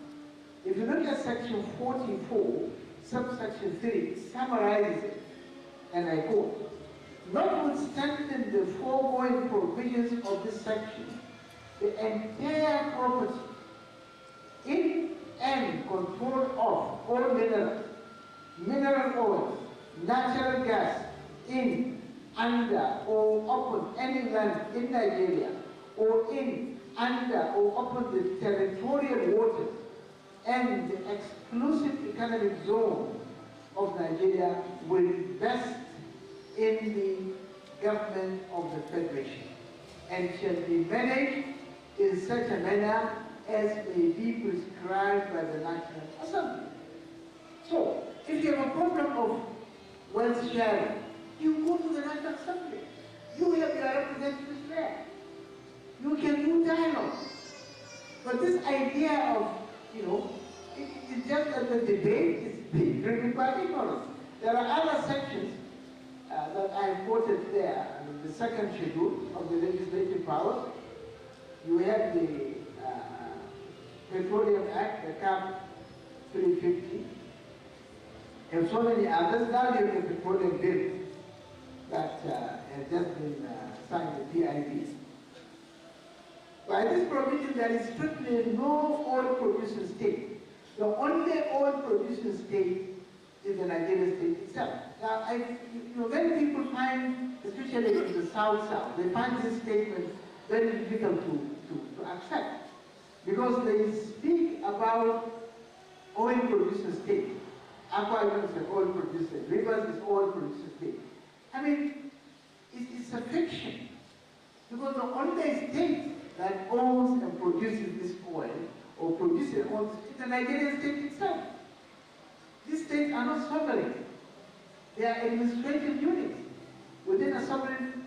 So there is no point to talk about an oil-producing state. Strictly, legally, constitutionally, there is nothing like oil-producing states, because the oil is owned by the federal government, right? I know this is difficult to take, but I don't know if you read the English. I don't know how else you're going to put it. Now, that doesn't defeat the fact that these societies suffer from huge ecological disasters that need to be addressed. Yeah, and community justice. These are facts.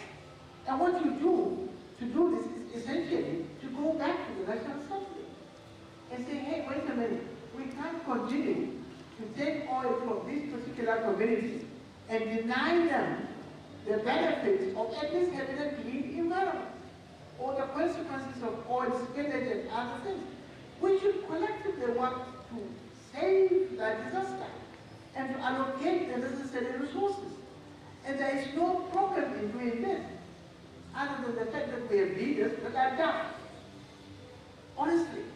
Because it's a straightforward matter. The constitution has been provided of where to do it. The procedures are there. You can dialogue, you can discuss. But then we have made it such a huge issue.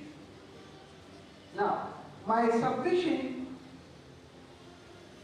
and I want you to listen to this carefully, is that while admittedly we have difficulties in the management of our diversity, resulting into the clamor for secession, we have a problem in restructuring and surveying our federation, and we have a problem in our sharing of the national wealth. These issues are not the real problem. They are symptoms of a more fundamental failure of our federation. The real defects which we have to address in order to resolve these issues are, in my opinion, three. One, the failure of leadership, the absence of national consensus, and the problem of communication. There could be more, but I think these three major issues are the problems of this country. And if we can focus on them and resolve them, all other problems will be resolved. But if we ignore them and think that the current generation of leadership and the kind that are coming in 2023, and we have already seen what they are, they can only get worse, they're not going to improve, I can assure you that. If we continue with the parties as they are, this is what's going to happen. And therefore, we have got to come back and understand. You see, it's because if we do a proper diagnosis, we'll be able to separate the symptom from the real disease. And if we should fail to separate the symptom from the real disease, we know what's going to happen. We are going to apply symptomatic treatment, which will hide the disease and allow it to grow until it busts the body like high blood pressure, and just see somebody falls and have a stroke, and half of his body will be paralyzed. He may never recover. And that's what we are going to get to if we do not address what I consider the fundamental effects. Now, earlier I spoke about Rwanda, but let me come back to it. So I've got 3 points now that I want to discuss and finish my presentation on. One, leadership.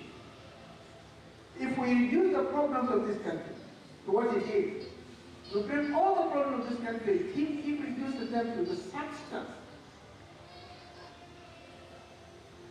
the issue of insecurity, for example, poor and stagnating economy, bad governance, especially decay of institutions, endemic corruption, the inability to manage diversity, we arrive at the inevitable conclusion that it is all a failure of leadership.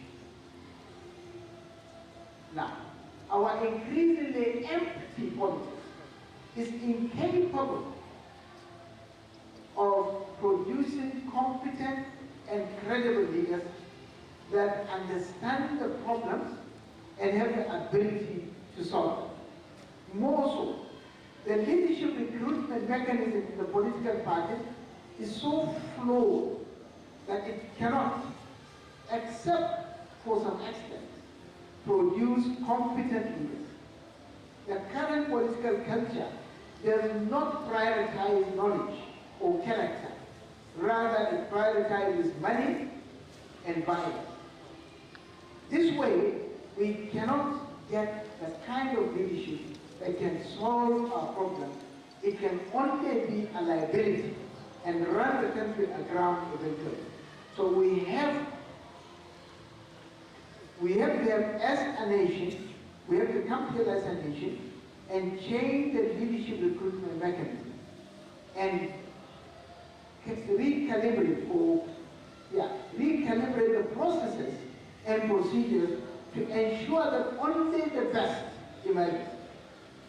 I've attached, which is not here, but I can speak to it later, a 5-page concept that addresses this particular issue of how do we realize in this country, in this time, a credible leadership.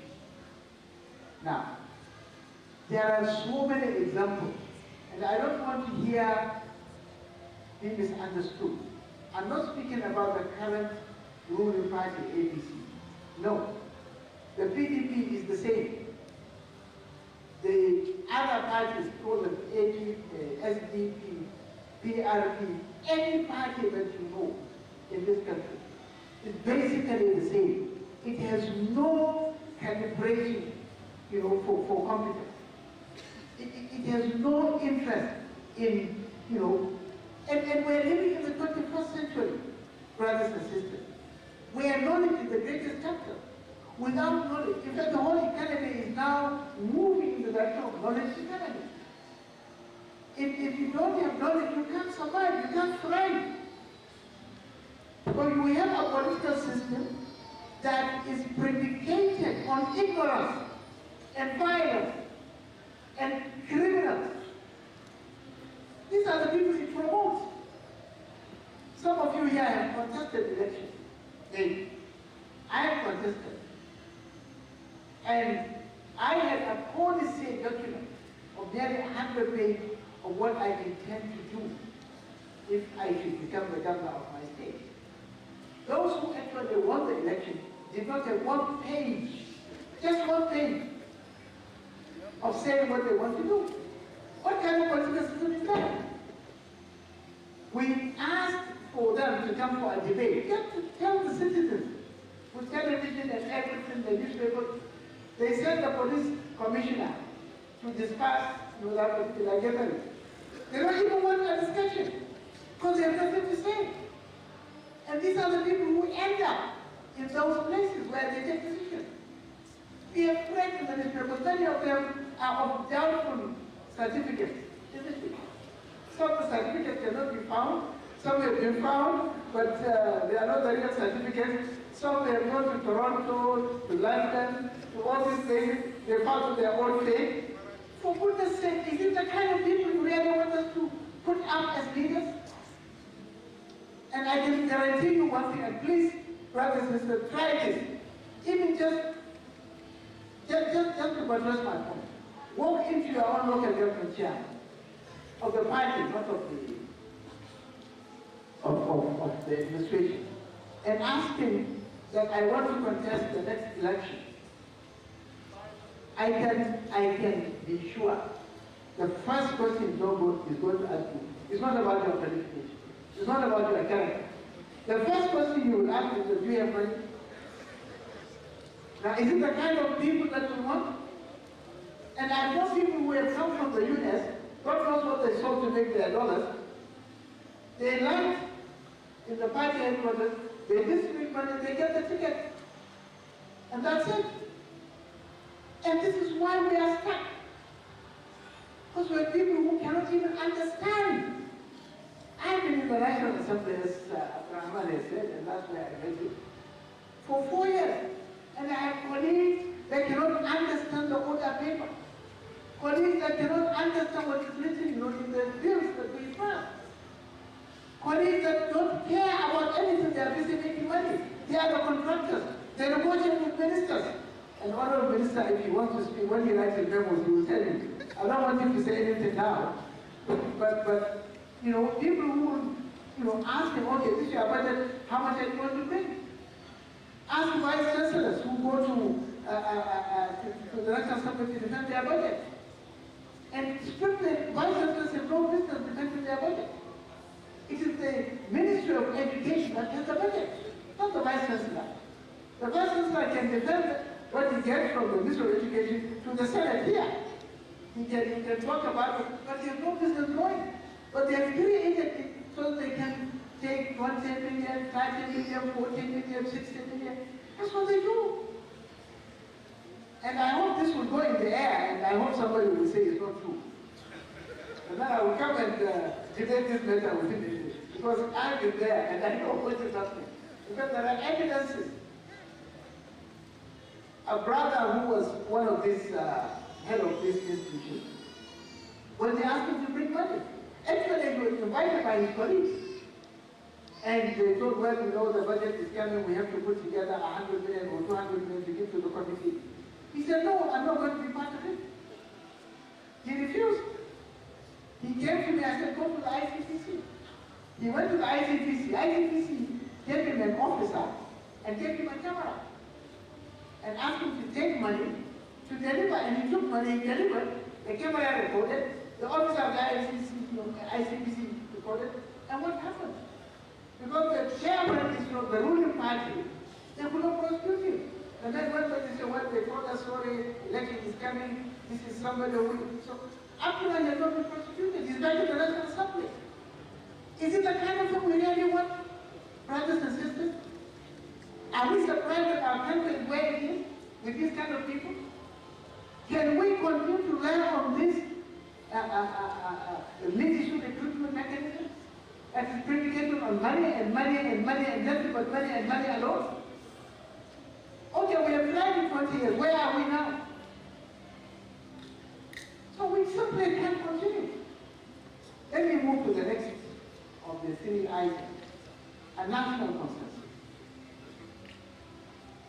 You see,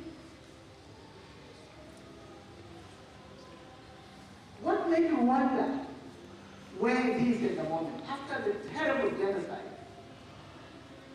people who have analyzed Rwanda said that the most important thing that the Rwandan under Kagame did, not that Kagame has no fault, he has his own shortcomings, so I'm not necessarily saying he's free of any shortcomings, but look, he was able to take this country from the ashes in just 2 decades and put it at the cutting edge of technology in Africa.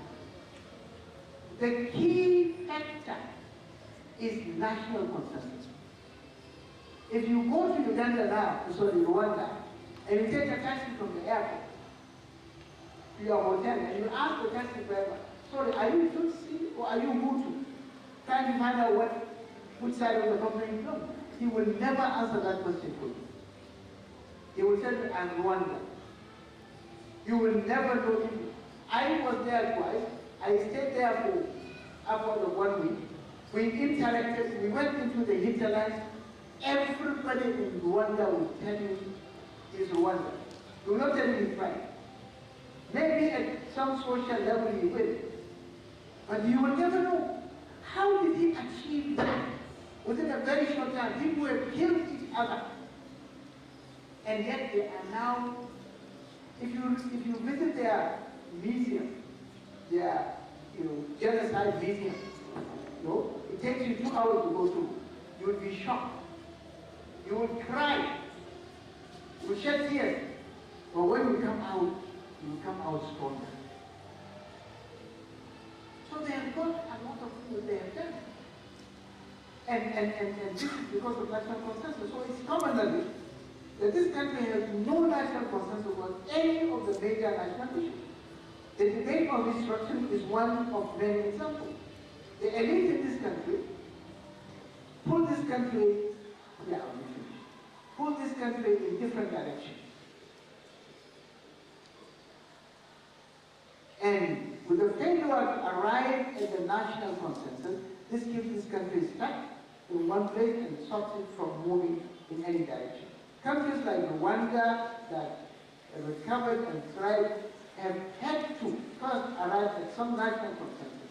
Similarly, we have to craft an elite consensus as to where we want this country to be in the next 10 years or indeed in the next 50 years, and the best way to get there, this should not be a difficult work to do, but it has to be a platform where such dialogue and conversation can start and flourish. It is best created by the civil society, especially where the government in place does not seem to prioritize knowledge, and this is a process which is knowledge-driven. We have to remember that in the 21st century, knowledge is the greatest capital. The future is in knowledge economy, and data is the new oil. The last issue is communication. I would appreciate, so it would appear that we don't communicate effectively. Rather, we shout, abuse, and look down on each other. When one reads what otherwise educated people write in the social media, one cannot but get worried that all we do, all day and night, is to denigrate each other. And even in doing so, we don't even seem to get the parables and anecdotes right. To be sure, communication is not talking or exchange of words. It is more than that. Maybe I will give this quick example. Many of you have noted the way adverts for Omo or other washing powders are done, isn't it? There are standard 3 pictures, right? On your left, you have a picture of cloth that is dirty, scrambled, right? In the middle, you have these clothes, soaked in the washing powder, isn't it? On the right-hand side, what do we have? Clean, sparkling clothes, isn't it? So, a new washing powder was being introduced into one of the Arab world. And it went with Arab writing, but with the same pictures. So, it was not selling. After many months, they brought in an expert in advert to understand. And the first thing he noticed was that the Arabs actually read from right to left. So what did they see? They see a picture of clean and sparkling cloth dipped in very nice washing powder. But they come out and discover who will buy that washing powder? That is communication for you. Thank you very much.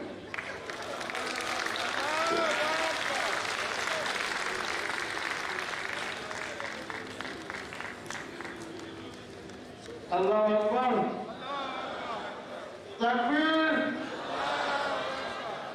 Takbir. Alhamdulillah. Alhamdulillah. Alhamdulillah Rabbil Alameen. I don't know, I'm so happy today that even when the time was slipping away, I refused to come and stop it. Despite all the temptation to stop it. Jazakumullahu khairan. I'm sure most of you don't really know Dr. Osman Bugaji. So we thank Allah that at least we have to pay part of himself to you here. It's a very good experience. Let me just say this. When I met Dr. Bugaji, that was in 2003 as a National Assembly. And you know that time, we were raising money for our mosque. I don't want to tell you my connection with him. We were raising money for the mosque. So I just asked some people that I know and I met him. I said we were raising money for our mosque at Ile-Ife. He said, oh, that mosque is still there, you are not still there. And there again, he just wrote, what made you like you? I said, Obafemi, Awolowo, you know that our name can be very long on check. He wrote it and just, it was the very first person, and the only person, before later other people contributed. I gave him money for the mosque project.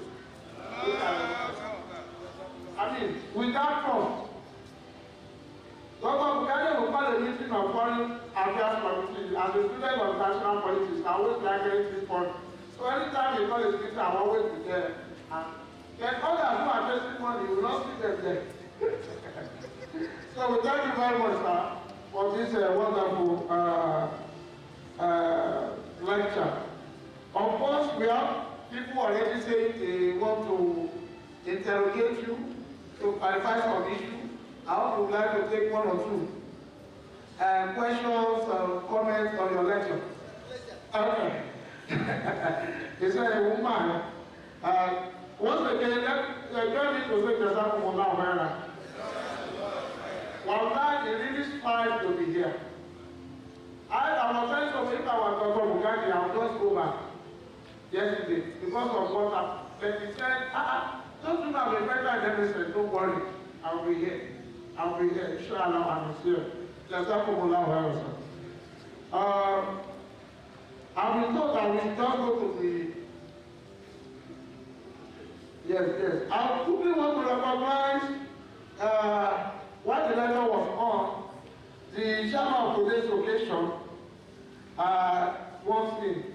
That is my brother, our aunt, Ile-Ife. Is the Deputy Managing Director of Business Development and International Business of Corporate Business Zone PLC. You are welcome, sir.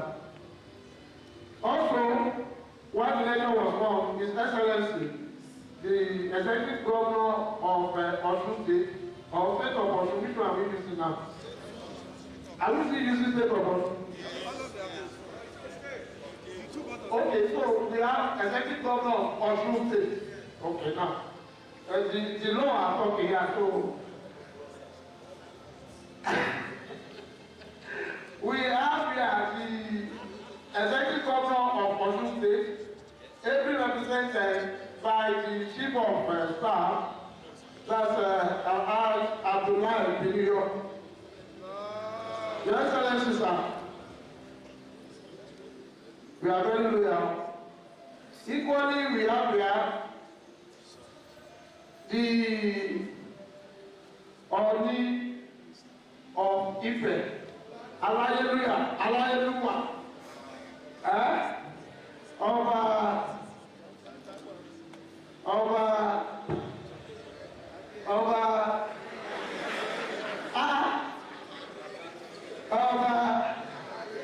Ọba Adéyẹyè ẹni ìtàn Ògúnwùsì Ọ̀jájá ìṣẹ́gun kábíyèsí o kábíyèsí o kábíyèsí o. Àwọn bàbá wa tí wọ́n ṣe ojú kábíyèsí àwọn ni bàbá wa Ọba Adéwùmí Sàkádìjáwù Ọ̀kágbadé. Àwọn bàbá wa ẹgbẹ́ ti jẹ́ kẹ́ fi ara wọn ní bàbá ẹni kábíyèsí ọba jù.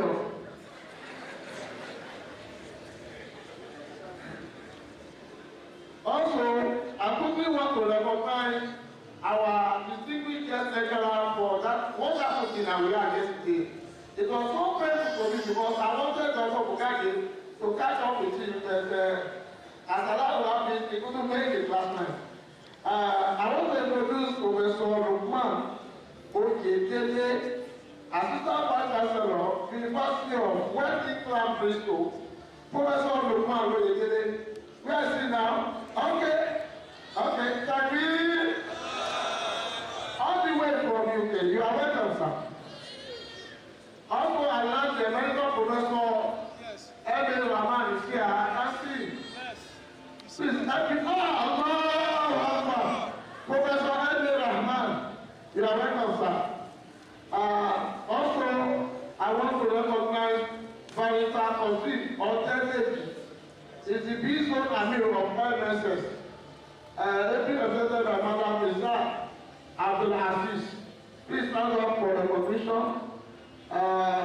Who else? Awolowo and Brown. Who else? Okay. So, now, Chairman, we have had a small opening remark from Barrister Shitu. Since you are here now, we want to have your man, please, sir. Would you like to come to the podium, sir? Thank you for our chairman, please. All the way from Lagos is not easy.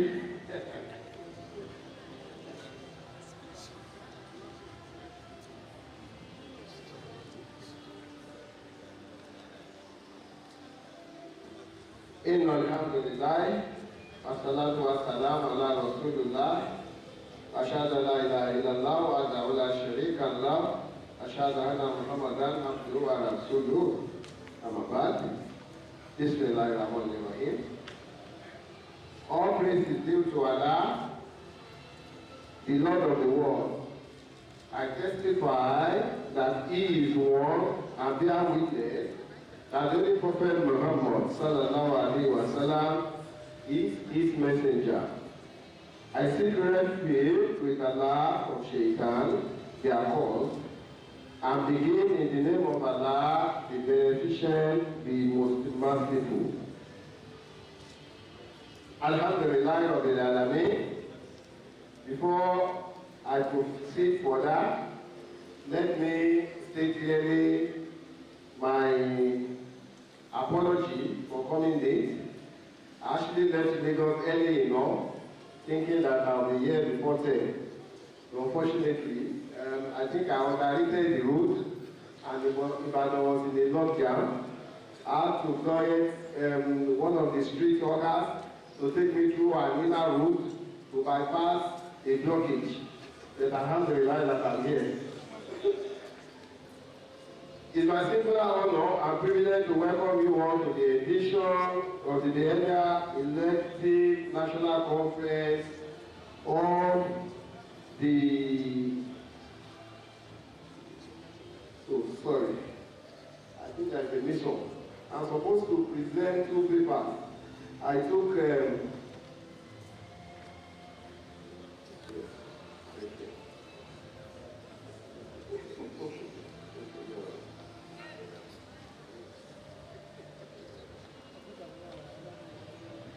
Alhamdulillah Rabbil Alameen. Alhamdulillah Rabbil Alameen. It's my honor to be here, and I want to state with the necessary protocols the greeting for today, starting with His Excellency, the Governor of Osun State, who is ably represented here by brother Alhaji Zenoyo, the chairman, the guest speaker of today, Dr. Bugaji, the interim chairman before my arrival, the Honorable Minister Alhaji Bayo Shitu, the VC of the University of Ile-Ife, Obafemi University, Alhaji Rafiu Ebiti, other dignitaries here present, the Kabiyesi of Ife, represented by Kabiyesi, thank you, the National President of UNIFEMGA, and all of you present here today. I want to say Assalamu alaikum wa rahmatullahi wa barakatuh. Yes, why it is my honor here today to share this occasion. I'm not going to be lost on so many things that UNIFEMGA has done in the past few years, particularly in the area of scholarship for indigent students, and particularly in making sure that the Ummah remain very, very united, and also advancing the cause of Islam. I accepted to be the chairman of today's occasion with all sense of humility, because at first I imagined, why should I be the chairman? However, I see it as the call of Allah, for which every Muslim should be able to stand up and live up to expectation if and when you are called at any point in time. The topic for today's program, the myth, the fact, and the reality. Nigeria as a crossroads, which is the theme for this event. And the lecture being delivered by Dr. Bugaji calls for secession, constitutional reform, and resource control. It's nothing that should be new to us. Now that Nigeria is in the state where it is, we are all living witness events around us. We are all living witness to issues surrounding our unity as a nation. However, one thing that keeps us together is the unity that we have always proclaimed, irrespective of where you come from, irrespective of who you are, irrespective of your gender, and irrespective of your faith. Nigeria has remained united and strong because God in His wisdom has decided that we must remain who we are and where we are. Be that as it may, we are also not unaware of challenges surrounding our unity. We are also not unaware of challenges surrounding the unity as a nation. And therefore, what should we do? Should we stand alone?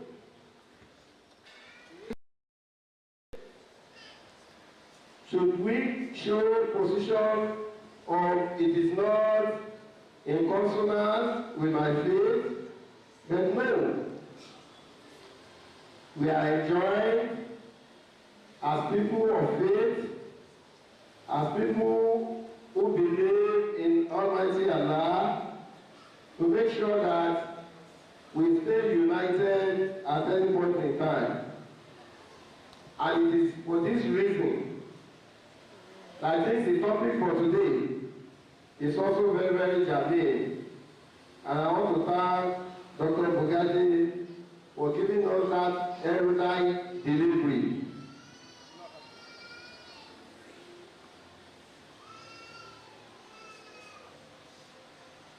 More so, at this point in time, when our focus is on the leadership of the nation, what should we do as Ummah? We must support our leaders, we must pray for our country, we must pray for ourselves. We must even, on our own, individually, irrespective of the organization that we belong to, work towards the unity of this nation. Because we believe that united we stand, divided we fall. We imagine the resources that God has endowed this country with. In all honesty, and based on data available when you go on Google or at the World Bank or at the IMF, Nigeria is a blessed country.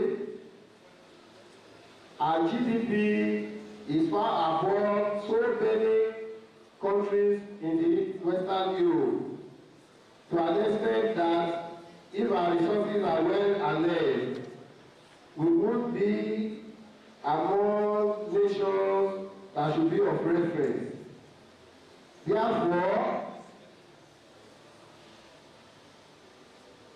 Therefore, we must restrain our steps. We must work together. We must believe in result-driven orientation. We must not only say this, but we must also work towards it. Our vision should not be distorted. Our goals should remain achievable. And we must make sure that we support the indigent, the less privileged, the less to do. Almighty Allah didn't create us equal. So for those of you that have, you must support those that are in need.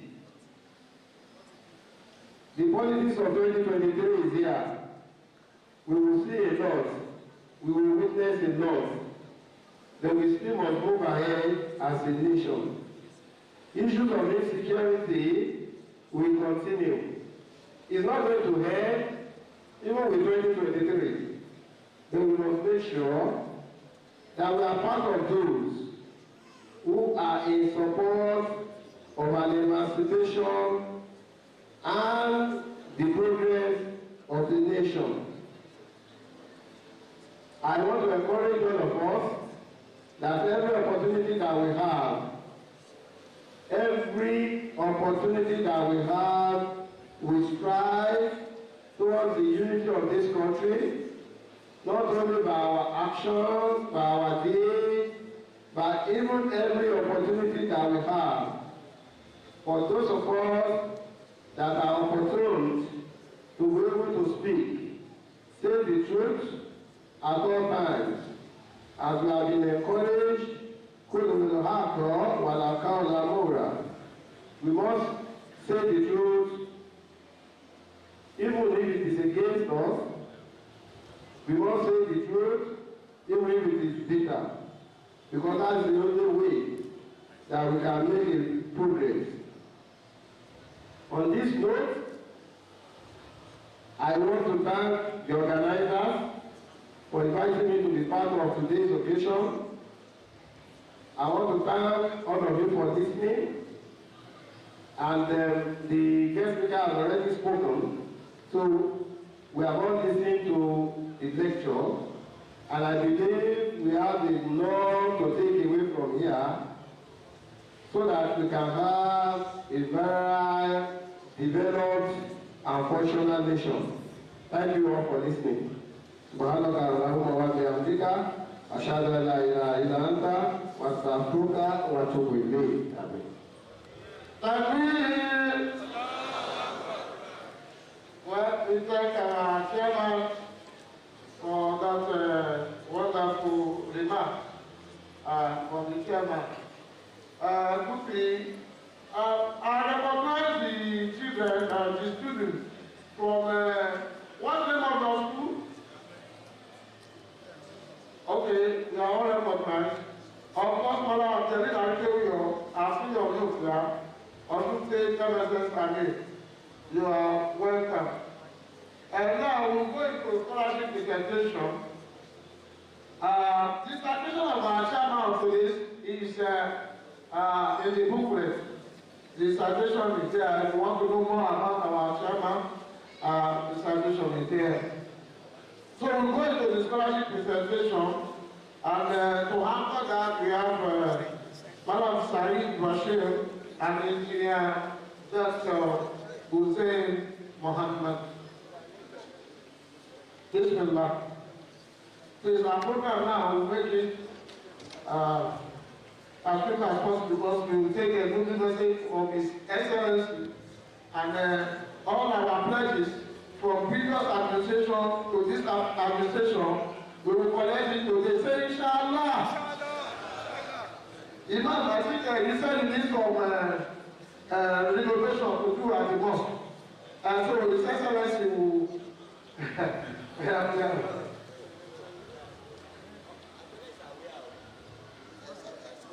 أعوذ بالله من الشيطان الرجيم. بسم الله الرحمن الرحيم. I want to stand on existing protocols because of time.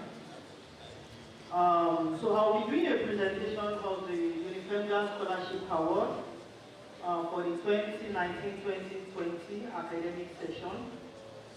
Prior to doing that, I'll give us a quick background of the scholarship program, which is one of the cardinal programs of Obafemi Awolowo University Muslim Graduate Association, UNIFEMGA.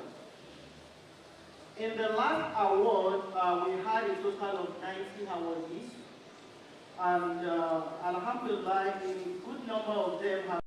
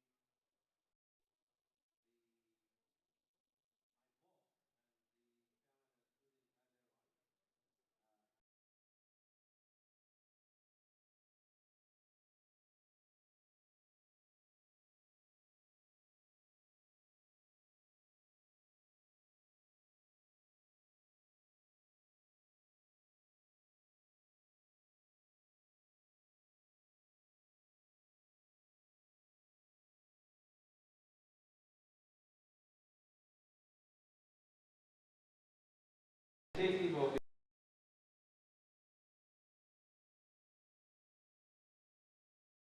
recognize you. Father, Professor Sanusi, Okin, Alaji, Rafiu, distinguished ladies and gentlemen, brothers and sisters, my good brother, Edna Bashir, Governor of Kunu, Okin. Let me now read the governor's message. I'm highly pleased to be here today to join the Muslim Graduate Association of this very great university at the 2021 Reunion Convention Conference. I appreciate the association for the kind invitation extended to me, not only to share in the joy of this reunion in the capacity of the special guest of honor, but also to express my perspective on issues that are critical to our culture and destiny as a nation. Alumni associations play significant roles in building the fortune of the alma mater, contributing to nation building and enhancing the welfare of the members. The theme of this year's conference is the fulfillment of the nation building role of the association, while the brotherhood, peace and love which Islam preaches, and which we all share, is an expression of the philosophy of the association. Therefore, I'm happy to be part of this program. Our nation today is at crossroads, and it needs all the intervention it may muster to get out of the hydra-headed quagmires of insecurity, agitation, economic instability, among others. It is therefore laudable that your association has joined the League of Intellectuals and youth nation builders constantly brainstorming to enrich the literature and compendia needed to move our fatherland forward.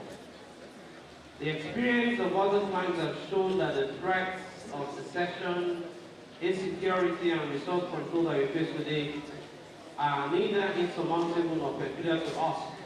Indeed, we need to face the reality of the tourism as the people that the solution to the problems that beset us lie within us.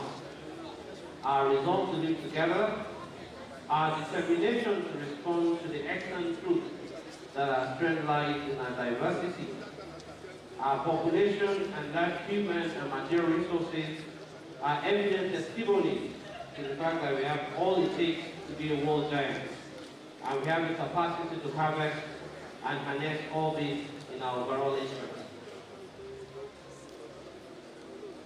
The call for secession, insecurity and resource control, and the attendant insecurity and other crimes in the nation are a reaction to the mismanagement of our relationships in politics, in our strength, and our diversity. The unpalatable situation has given rise to frustration and unscientific conclusions and myths, such as we cannot live together as a people, or our nation cannot realize its potential, corruption cannot be eliminated from our policy, our politicians cannot change, Nigeria is too big or too diverse to be one, Nigeria cannot be fixed. This is indeed an not correct position. We cannot run away from a united and restructured Nigeria that devolves power to the constituent states. Again, there are examples from other countries much larger than us in size. Their ethnicity and diversity are assets, not liabilities. The endemic presence of the problems that tear us apart in the state and local government, wards and unit levels are ominous signs that secession cannot be a solution to a national problem. I dare to say that good governance has a capacity to substantially resolve the issues when Nigerians have access to the basic things of life, food, clothing, security, power, jobs, potable water, and can afford to send their children to school. They are then ready to live together in peace and contribute to the development of the nation. Allah has said to us that He will not change the condition of people unless they change that which resides in their heart. إِنَّ اللَّهَ لَا يُغَيِّرُ مَا بِقَوْمٍ حَتَّى يُغَيِّرُوا مَا بِأَنفُسِهِمْ. We know without doubt that these come about by the failure of leadership, The onus is therefore on us today to elect into position of power leaders of good standing to represent us all. Secession and insecurity will be themes of the past when our economy is in good shape and inclusive governance is in place to give people a sense of belonging and work. When all of these are accomplished, the nation is on the way to achieving its motto, which is unity, faith, and progress. Once again, I thank you most sincerely for the opportunity to share in the joy of this reunion. I wish you all a stimulating and a successful conference. Wassalamu alaikum wa rahmatullahi ta'ala wa barakatuh.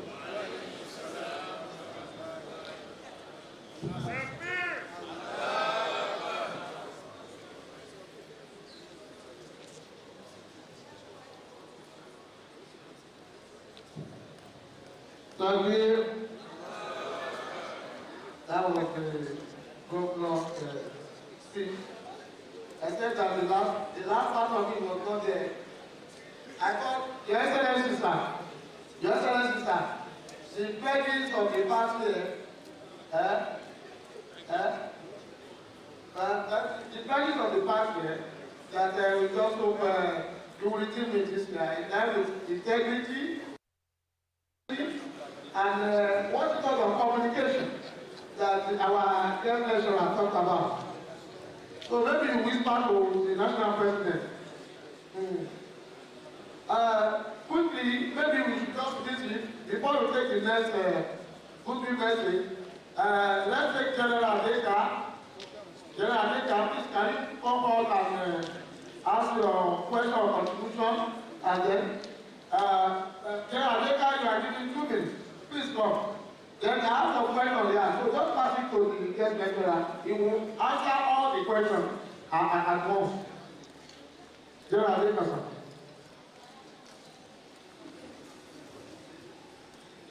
Assalamu alaikum wa rahmatullahi wa barakatuh. All protocols observed, from the chairman to the last.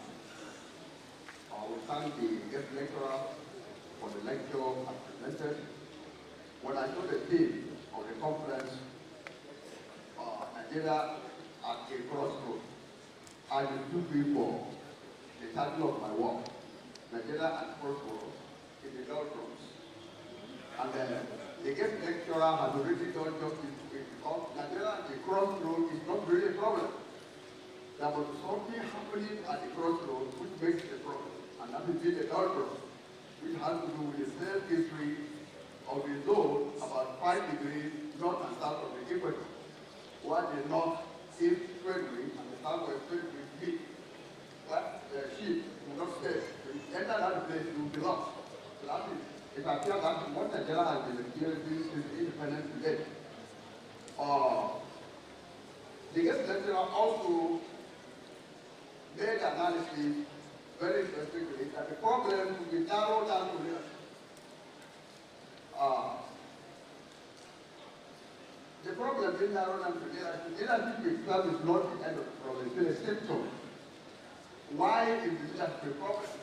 Some of us think that leadership is a problem because somebody from the north doesn't have brains, or maybe somebody from the southwest who has been colonized, or an Igbo man that has been colonized. That's why the leadership doesn't know it. No. What the problem really is that the leadership is not being made accountable by the system. That is not the final step. The final issue is that our criminals are not being punished. People who commit crime are not punished. Those who read the French Revolution, from here they will know is one of the most prominent names, prominent leaders in the 18th century revolution in France. Robespierre himself ended up in the guillotine.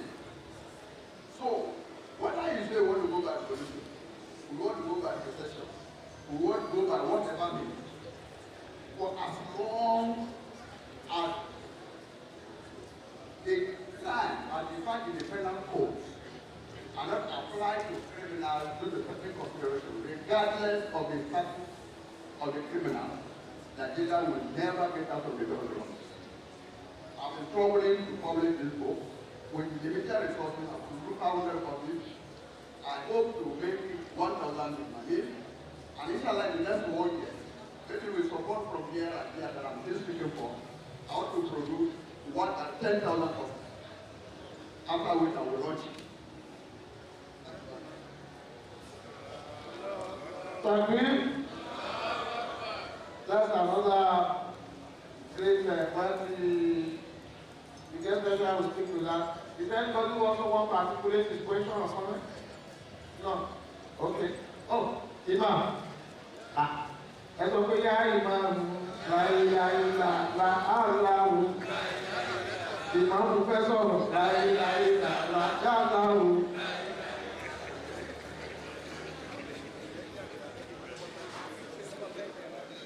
Assalamu alaikum wa rahmatullahi wa barakatuh. Give thanks to Allah and with the story of Muhammad sallallahu alaihi wasallam. I do appreciate our lecturer, Dr. Usman Mugazi.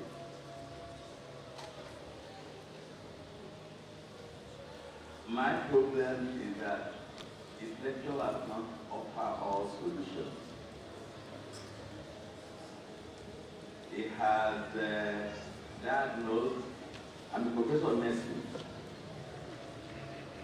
the symptoms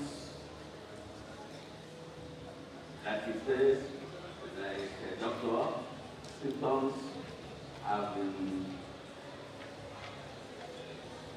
put forward by the patient. Who is the patient? Nigeria is patient. We know the Nigeria is complaining, I'm having headache, I'm having stomach, I'm having diarrhea, I cannot sleep, I cannot think properly.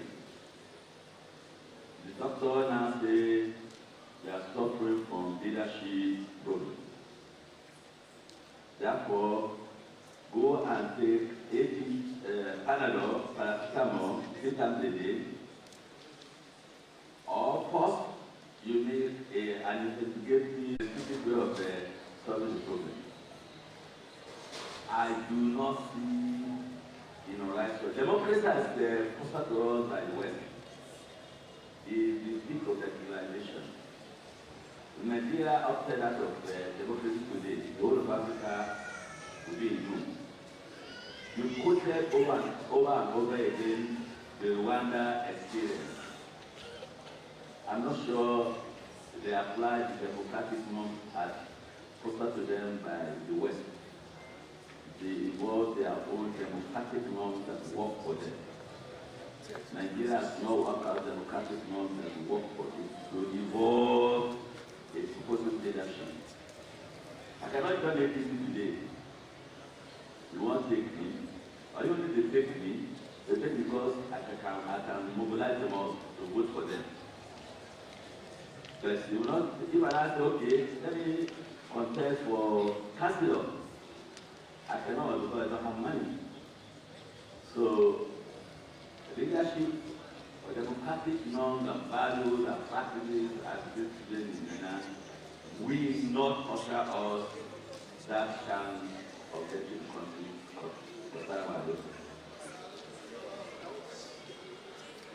Let's take the reaction from the guest lecturer.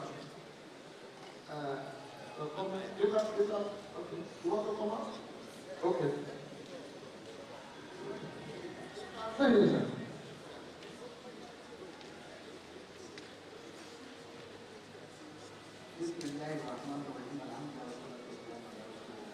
Well, essentially, there are two sets of questions. The first question is a very simple one.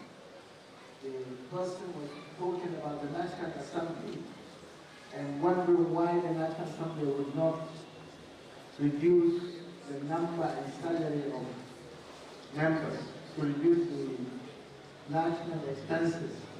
There has been a lot of discussion on cost of government, not only in the National Assembly, even in the executive arm of government.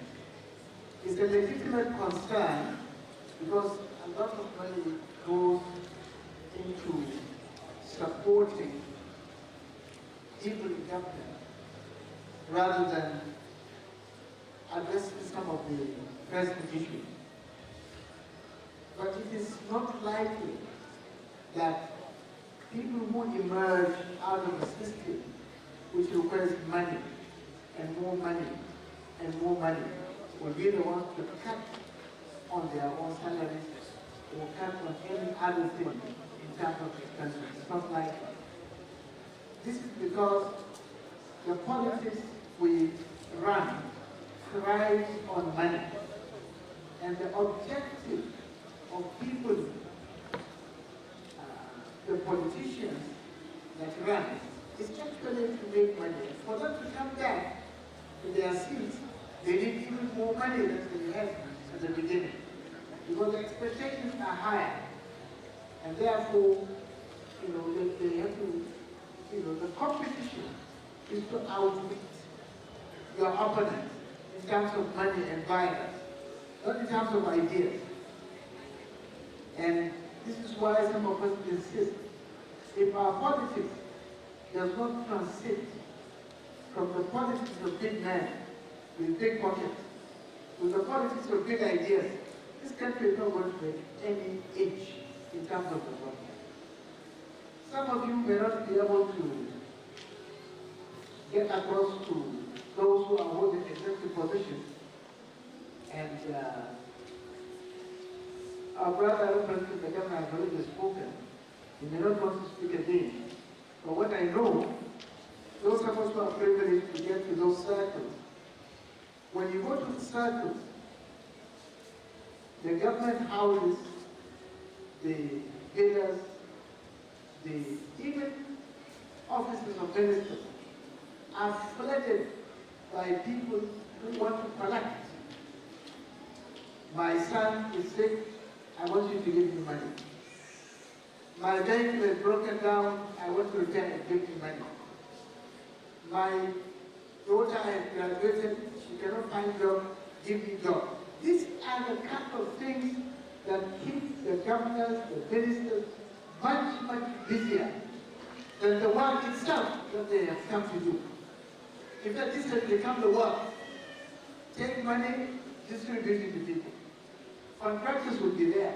So they don't even know hardly anybody goes to them to discuss ideas. To say, for example, drainages have been filled up, we have flood. We need new ideas of how to manage our society. So unless we change the whole paradigm, the whole basis of politics, the process of procedures, I don't think the idea of cutting salaries or the idea of cutting numbers is even going to be entertained. They are not going to do it. So I'm afraid you have to go back to the issue of changing. Now the other set of questions, there are about 4 here, but there are basically 2 questions. One is, can you succinctly put the content of the 5-page leadership concept? And 2, is it possible to share the 5-pager?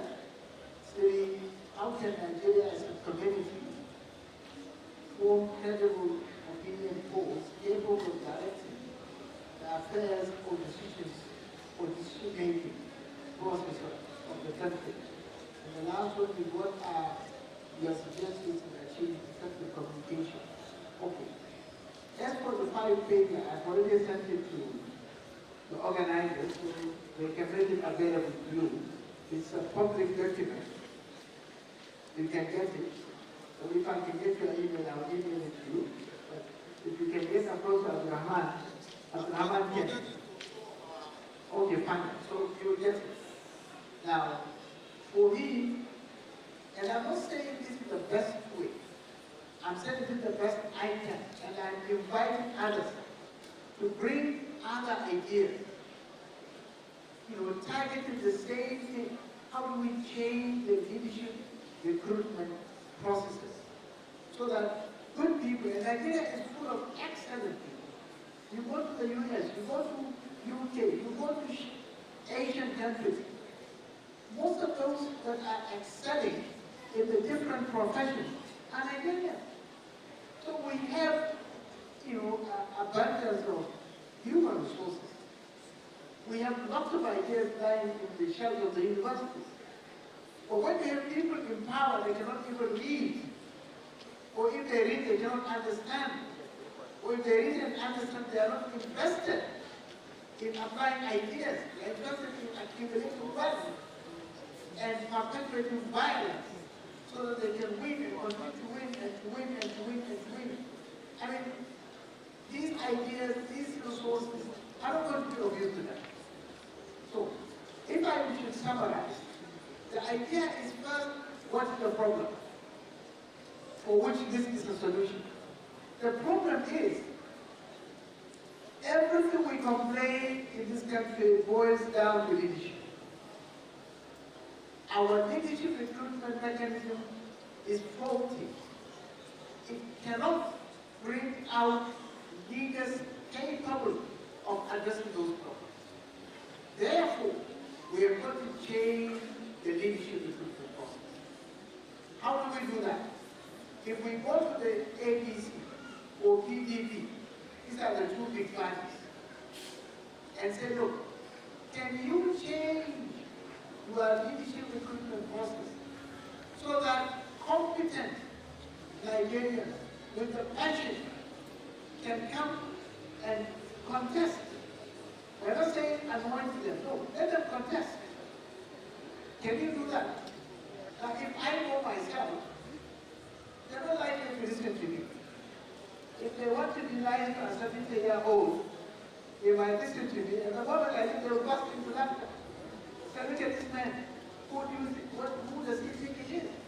I have no money, I have no position in government, I can't influence anything. So, what does it take for the party to listen to us? If you have been in politics, there are two most important things that the party will have to listen to. If they see you with money, and if they see you with votes. Right? Now, in the real world, nobody gets what he deserves. You only get what you negotiate for. And the currency for that negotiation is power. This is the real world, right? So we're not talking about something called euphoria. We are talking about the real world. And that's where we have to survive and thrive. Right? So what we need is to acquire that power that can make the party to listen to us. How do we do so?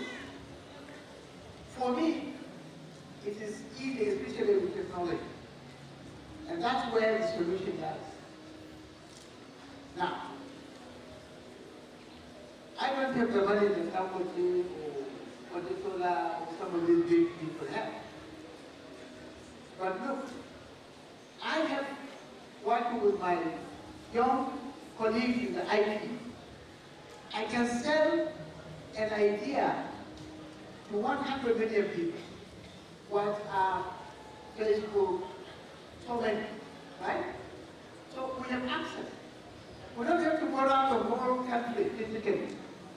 From a small room with your computer and an internet connection, you can actually reach the whole country. But let us be practical, 200 million in Nigeria, not everybody you can reach. Let us say 100 million. Let us even say that 100 million is too large a number. Let's talk about 50 million.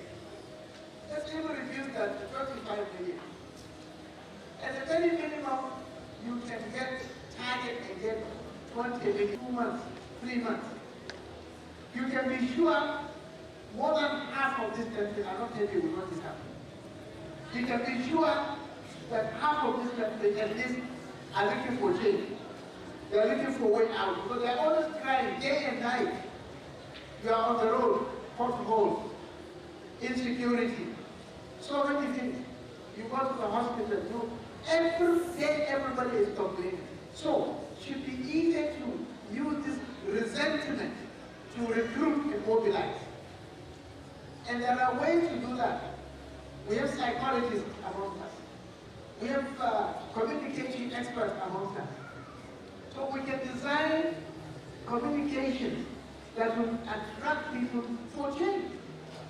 Assuming we target 20 million, and assuming we have got 10 million, in real sense, which is a number that you can put on an electronic platform today very easily. Subscribe, touch buttons, and do this. You are on the platform. Give it your profile, your name, your age, your local government, and the computer will sort you out, and it will tell you if this local government will have this number of people, right? Now, all these are people who want to change. Now, if we can put them on electronic platform, and each one of them can take his own voter's card, and actually put it on the electronic platform. So you are dealing with the real people with votes. Those 10 million people can generate all the money you need that no political party can give you. And what is that money? If you are able to ask, imagine just 100 naira. If every of those 10 million people will contribute 100 naira in a month, take 100 naira, that gives you automatically 1 billion. So in a year you have 1.2 billion. Now imagine if you are able on average to get 200. That's 2.4 billion. Imagine if it's 300. That's going to be 3.6 billion. And you continue, it continues, it multiplies. As you know, this, what do they call this big brother. Do you know how much they made?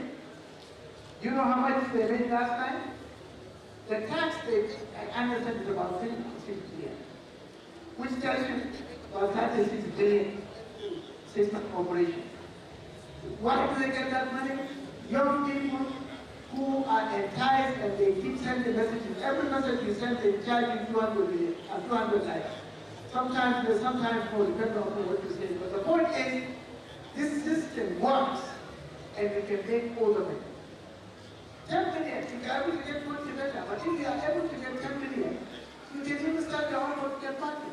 But if you choose not to, and you choose to work with other political parties, and you tell them these are the kind of people you want to see before you can put your vote, there is nobody who can win election in this country without the 10 million votes. Because the last election was won by some 15, 16, 17 million votes, isn't it? So if you have 10, you have got the ace. It is the point wherever those 10 million move, that's where the election is going to go. So the point is, I have said this in summary, we can, and we have actually started. We have started a national platform we call Rescue Nigeria Policy. It's going to be launched maybe another 1 or 2 months from now. It will be advertised for people to come and register. And they then don't come 100 or 200 per month and get messages on how to mobilize. By the time we come up with criteria of who we want, no political party can ignore. It can only ignore its own parents. And the way to register political parties is a lot easier now. We can actually register very quickly and we can get. So we have a number of options. So this can be done. But as I said, if we have got something better, please come. Let's see what we have. We are putting our own on the table, bring something better, we'll take whatever is better. It's not about who brings it, it's about what works better. And we must mobilize ourselves to change the leadership we put forth. As for communication, a lot of what is missing in communication is the cultural element. People communicate within a context, because every person lives in a certain context. And most of the time we communicate, we do not take the context. Some contexts, and some contexts, don't allow for some cultures people to speak about. So when you speak along and along and along, and he doesn't say anything, he doesn't really have nothing to say. You just need to understand, and then you speak at a certain time. So we ignore the cultural context, and we try to, and again there are disciplines of communication. Listen first before you respond. Understand first before you respond. Most people don't even care to understand what is being said. The moment they hear 1 word, 2 words, 3 words, they assume and then they respond. And the other person cannot understand why he's saying so because he knows what he wants to say or he has said what he wants to say. So you have conflict. So these are techniques that you can expand on, and communication experts will tell you more about this. Maybe this is what I did. Thank you very much. Yeah, thank you very much. I will speak with the speaker. Quickly, we'll go to the good news message. So I want to call on the Vice Chancellor, Professor Ogun. Oh yeah, let's go. Professor Ile-Ife Ogun. You don't know the song of as a chairman again.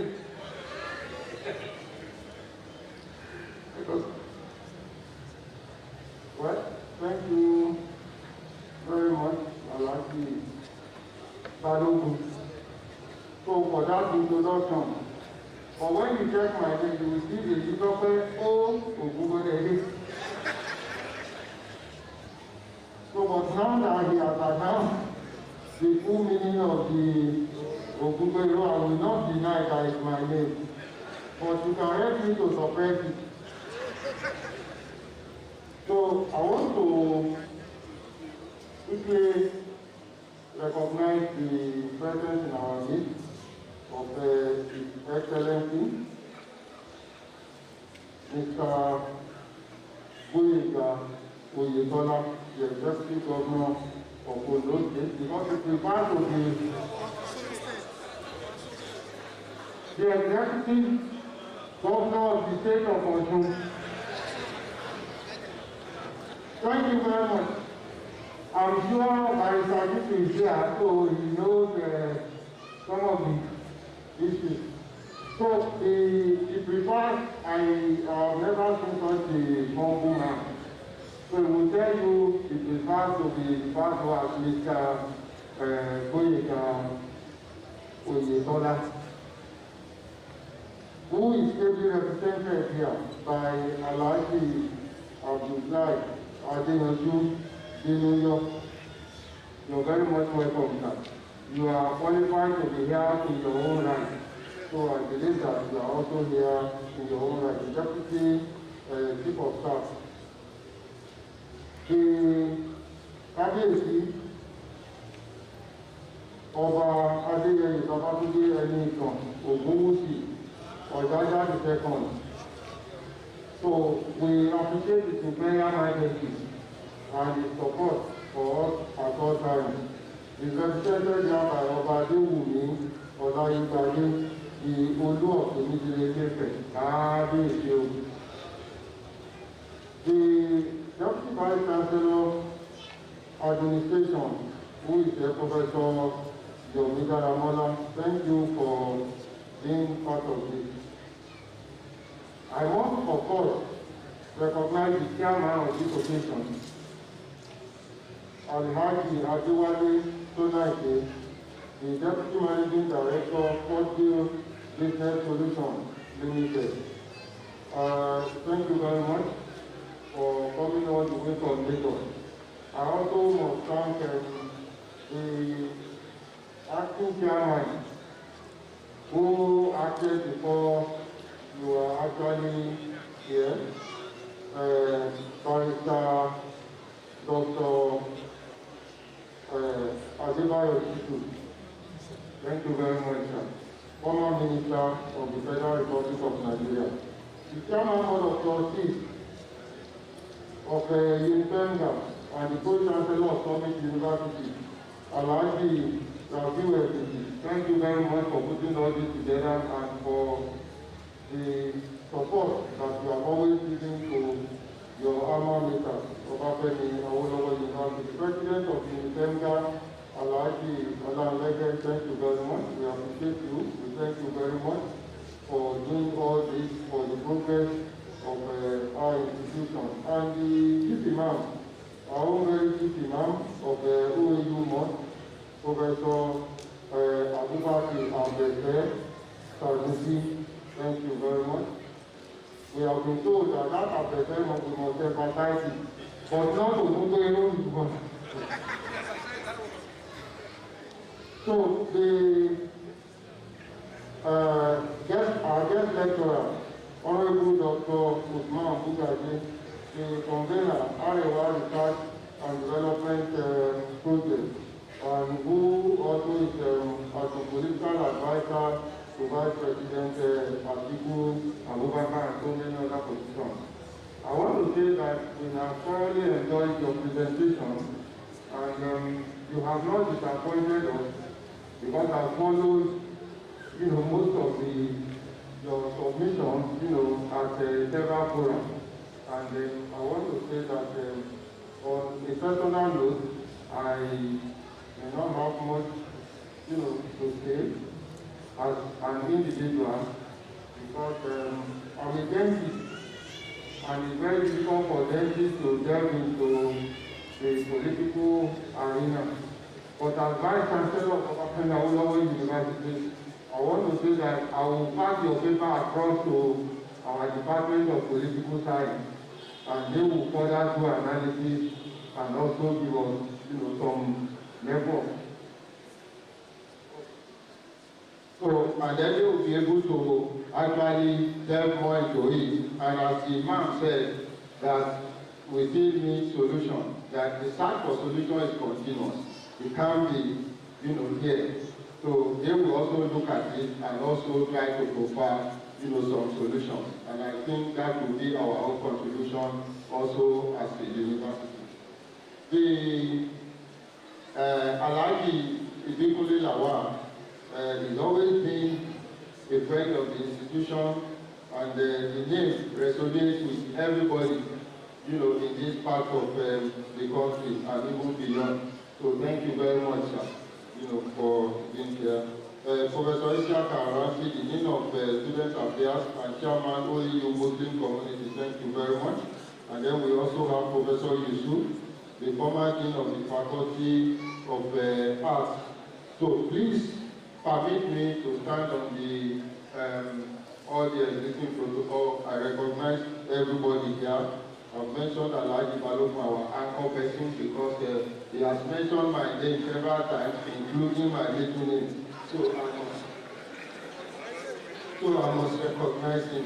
And also the name that was, somebody who has also been participating, that I think we must mention the name, and that is Alhaji Muhammad Buhari.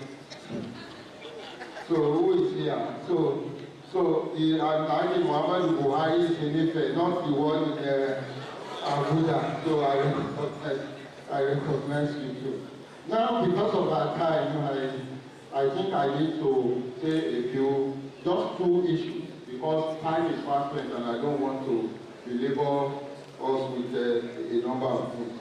The first thing I want to say is that UNIFEMGA, I was commenting there, and I said, what UNIFEMGA has succeeded in doing, that if we put all the other associations together, so I am almost convinced that we will not get to this level.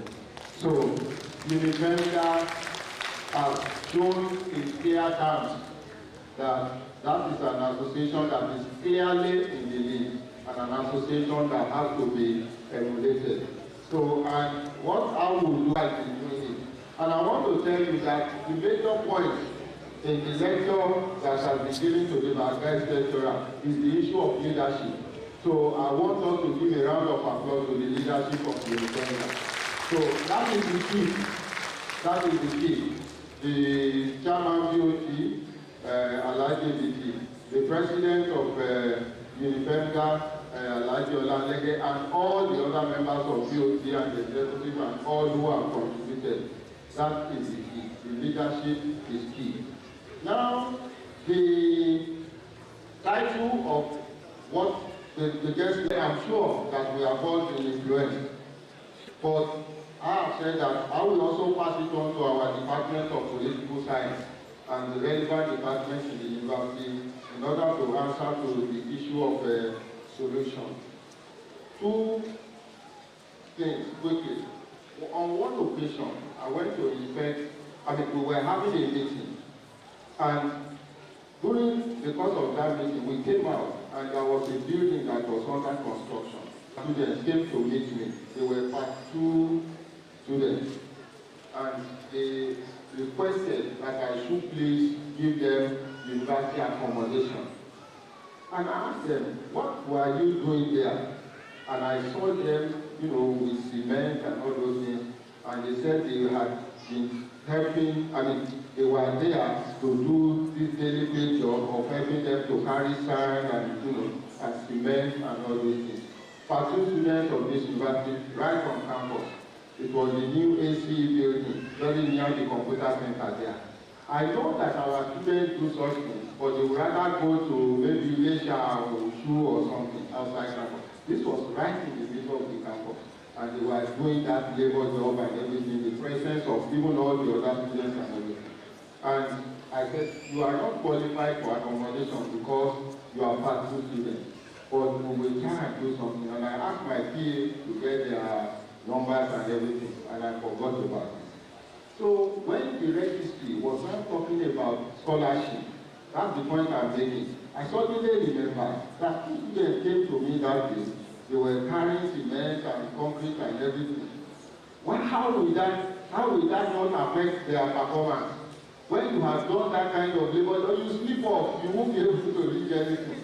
So I then asked my PA, do you still have their number? He said he just can't trace the number with it. But I remember that I snapped it on my phone. So I started struggling. Eventually I found the 2 names and I told the registrar, please, these 2 students must be number 1 on this scholarship list.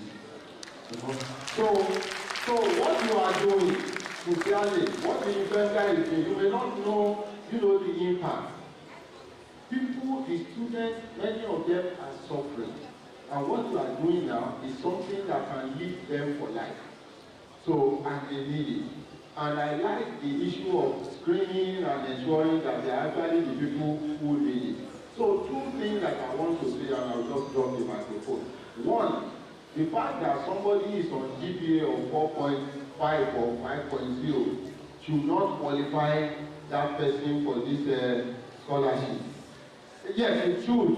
But if you investigate and you find that that person is the son of Oduduwa, don't give him scholarship because Oduduwa can pay. So,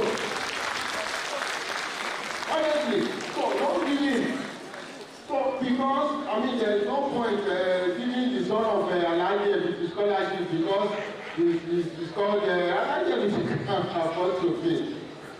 So you give it to, some others who cannot afford to pay. The second thing that I also want to suggest is that the world has changed now.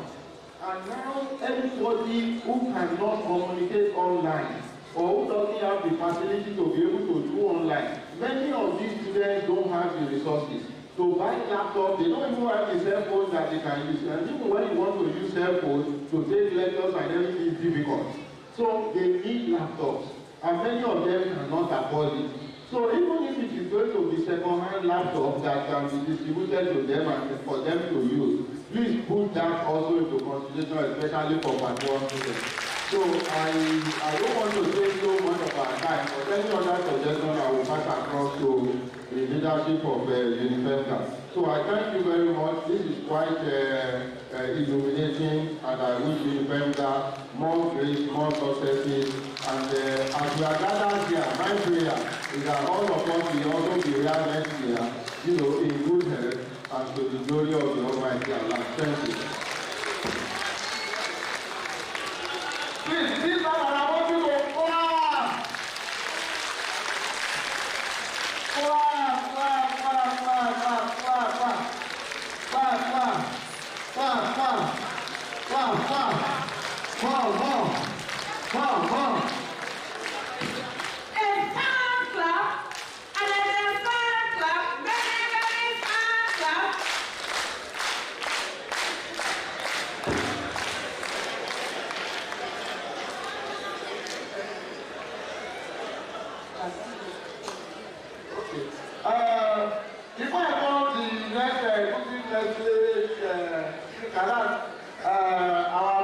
chairman, and then for those of you who have been eager that you want His Eminence as the Royal Majesty, I'm about to speak. About that, I want to sọ̀rọ̀ lẹ́sìn. Àwọn kan kí wa ní o. So kẹ́mọ́ àgbẹ̀ mi nínú ìjẹ́ kí wọ́n sọ̀rọ̀. Ṣùgbọ́n bàbá ààrẹ Mùsùlùmí àwọn bá wa sọ̀rọ̀ láìpẹ́. I'm not calling on our chairman duty. I want to say that. Okay, while the mic is going there, the Vice Chancellor has made my work simpler. His Excellency, ọmọ project. Ẹ̀yin lè take as laptop yẹn, it's ọmọ. Àti kí ni scheme yẹn ẹ̀rọ méjì pẹ̀ gómìnà Mẹ̀kúnnù ọmọ kílẹ̀ pé. Ọmọ. So the Vice Chancellor needs ọmọ for some incidences there. Dr. Mugabe, ọmọ means laptop. What is chairman for this occasion? We will equally donate maybe 100 pounds of scholarship. Chairman, sir. Chairman for this occasion. Assalamu alaikum wa rahmatullahi wa barakatuh. In line with what the President has said, I've been able to coerce the chairman of this occasion, that this scholarship fund will put 1 million naira there. And he has not said no. The second issue is, every time you come here, I remind you of the communication with excellence. We need your contribution. OAU is in Ocean State. OAU is the center of excellence. It goes beyond the oil. I think next time you are coming, you should bring the check for the areas and the current fund. Assalamu alaikum wa rahmatullahi wa barakatuh. Wa alaikum salam wa rahmatullahi wa barakatuh. It's how better collected than the DOT. That's the staff of authority. Meanwhile, if you are looking for your ATM from one of the first generation banks, see me. Chairman want to talk.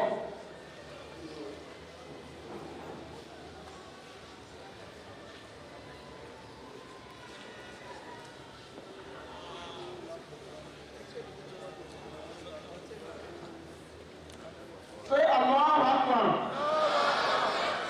Only these people, only my sister are talking. Say Allahu Akbar.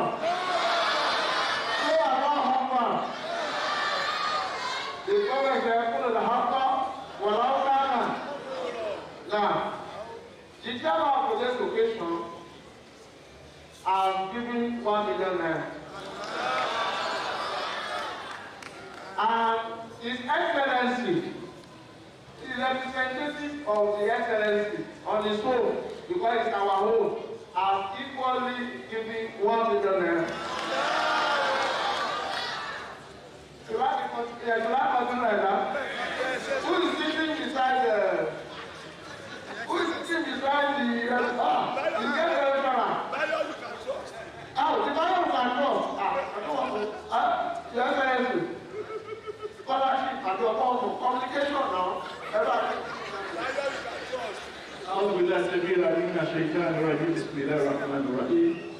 I want to thank those who felt that I should also make my contributions. Wallahi Talahi, right here I have been making contributions which would help in putting greater value on the suggestions which the chairman of the board of trustees is. Instead of announcing money, I prefer that computer units be donated. I have tried to persuade the chairman of today's occasion, for instance, that instead of donating the 1 million which was promised, he should try and buy 20 computers, laptops, instead of the money. I am sorry to say this. Many of our young ones today, if you give them cash, they start going to look for the most fashionable dresses or the most fashionable, shoes. But if we give them something that will create more value, it will go a long way. I've also tried to persuade the representative of the Osun State government that he should try and persuade the governor to donate 1,000 computer units. And I am very sure that we will achieve something. You cannot quantify what 1,000 computer units would mean to us here. So I want to assure you that on my personal behalf, I will see what I can do materially rather than donating money. Because what our young ones need now, like the Vice Chancellor has suggested, we should go beyond, we should think ahead, we should think beyond money. Let us get things, if we succeed in giving 1,000 Muslim students computer units, you know what that means. I'm also happy, I must remark, that among those who got prizes are Christians. They are not just only Muslims. There are Igbos, there are from Delta, and all of that. And that will show the largeness of heart of UNIFEMGA. So be assured that I am part and parcel of UNIFEMGA, and whatever I can do to ensure that we reach many more people, I will do it. Assalamu alaikum wa rahmatullahi wa barakatuh. Wa alaikum assalam wa rahmatullahi. Thank you very much. You might want to put a stamp on it. Assalamu alaikum. I just want to remind our brother, former Minister for Communication, we hosted you to a reception by the Muslim community sometime when you became the minister at Awolowo. One of the promises that we donate some computer unit to us, we're still waiting for that promise to be fulfilled.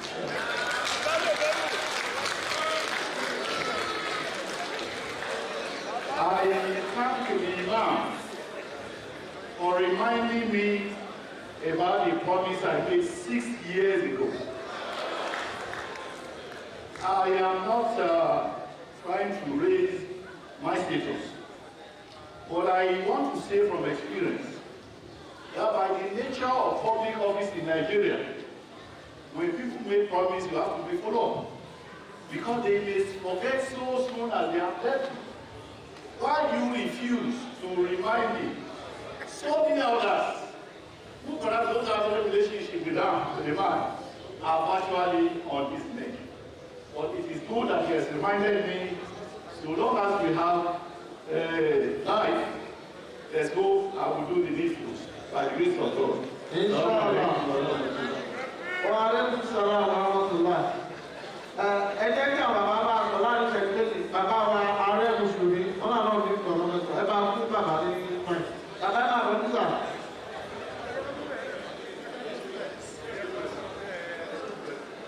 Bàbá wọn lè sọ ọ́ bẹ̀rẹ̀ náà, kí ẹ wà tó ẹ lè sọ ọ́ bẹ̀rẹ̀ náà bàbá.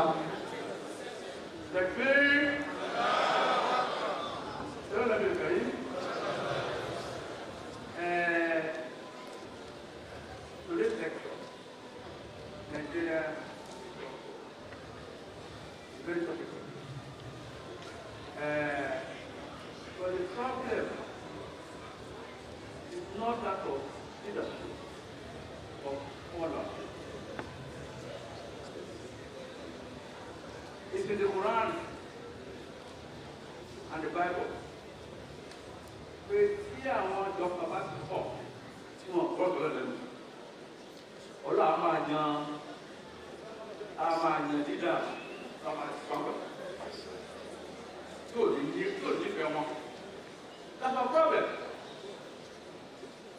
Problem of followership more than that.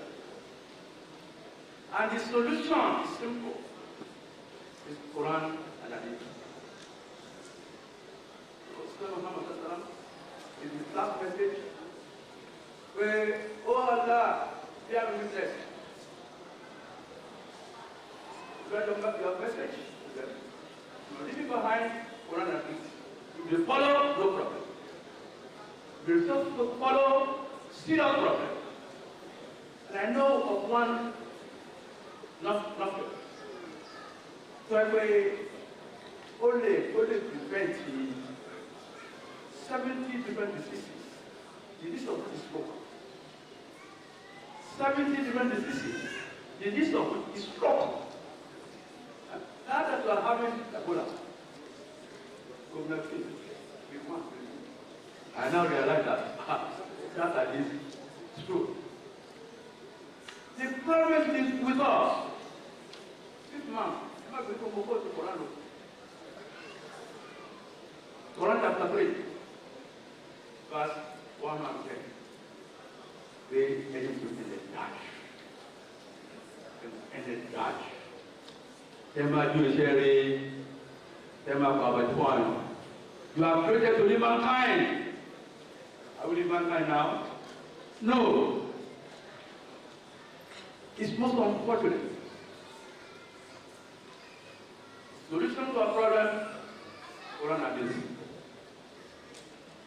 That's one answer. Second solution, my first answer. Let's say for self-help. Look at any section. You know, political economy. Awolowo is still the greatest African development of political economy ever lived. The first generation in Africa. The college building, West Africa. Free education. 90% of the politicians, they don't know the meaning of GDP. Gross domestic product, 90% of them, they don't know. How can they create plan? How can they improve our economy? So, well, everyone wants to for all politicians, and what to say one in there. One of them are good there for the economy. That's what they can do. Anything.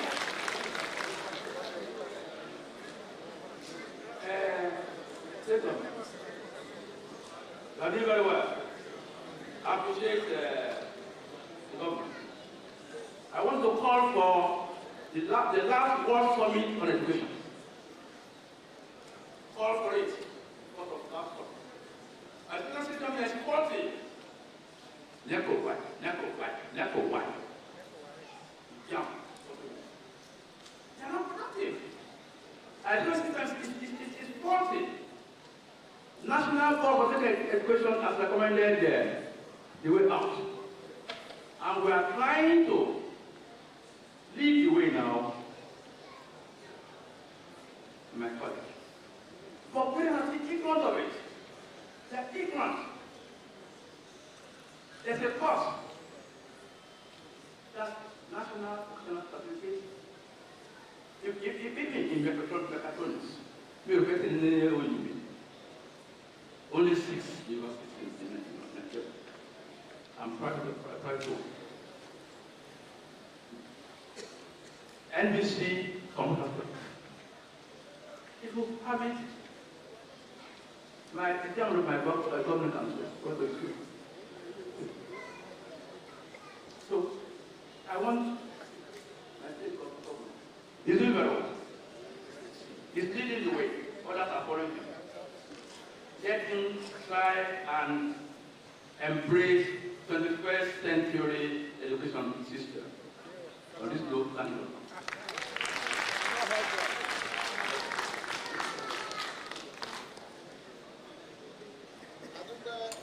Adúpẹ́ púpọ̀ lọ́wọ́ àwọn bàbá wa, Ọlọ́run jẹ́ kí àwọn bàbá dúpẹ́ fún wa. Ẹ ṣeun bàbá. I want to tell all of you that this, what you have been doing here since morning, have been on a live transmission globally. You have been watched all over. So if people call you from Afghanistan, mention those countries. Somalia, Rwanda, US, UK, and all the rest. So that the thing is being wrong line, and I'm not using about it. Now we want to take a shot from the poem while we have some presentation for the chairman for this occasion and the guest speaker, inshallah. The poem that won the award, people felt he wants the poem to The POC chairman is 8 times. So 1 minute poem. 1 minute. We're just going to take a small synopsis from the poem. My name is Said Yaga. I'm a student from the Faculty of Education at the Department of Art and Social Science Education.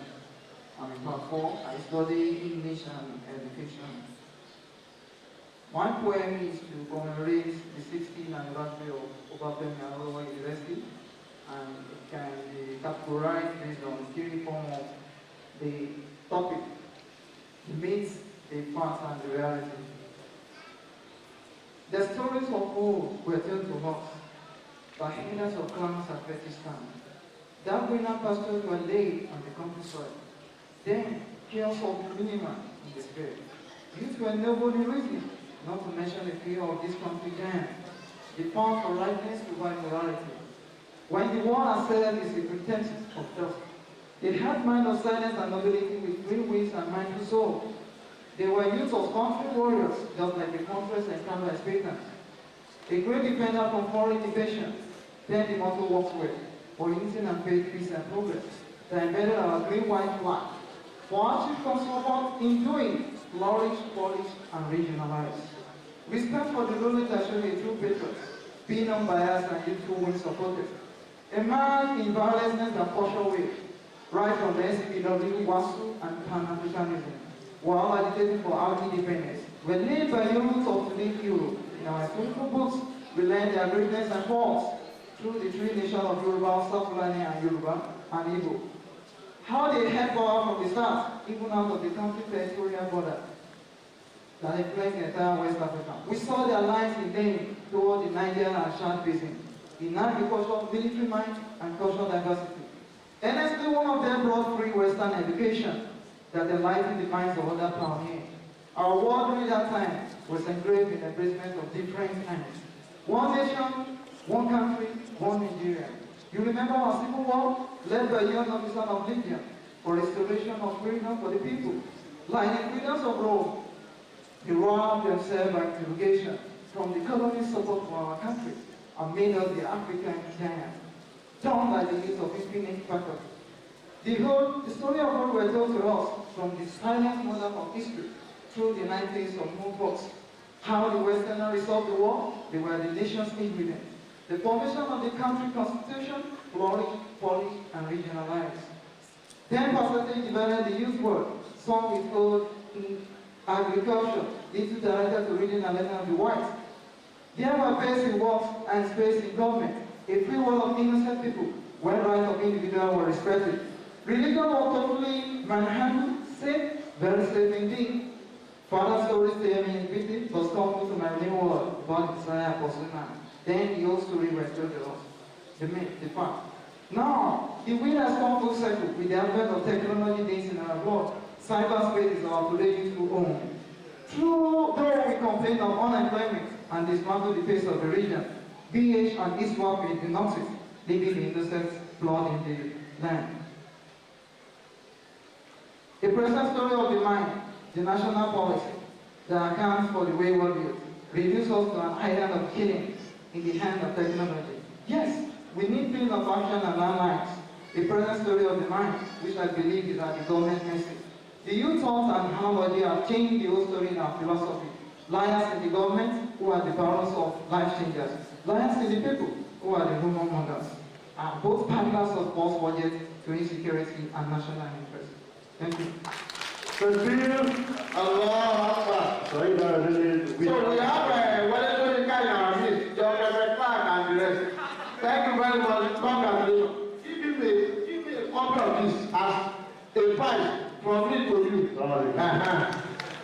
Please, let's not forget, the writer of this book, who is one of our members, has said that any copy sold should be paid straight to the scholarship fund. So whatever you are buying here is direct to the scholarship fund.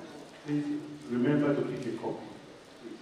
He has given us 100 copies, which he said we can sell for 3,000 apiece. That should be $300,000 in Naira to the scholarship fund. Dollar number is in. Well, inshallah, we have a presentation for the chairman of today's occasion, I want to invite my Vice Chancellor to help us make a presentation on behalf of UNIFEMGA to the chairman of today's occasion. He has been a wonderful brother. Please, let us appreciate the chairman of today's occasion.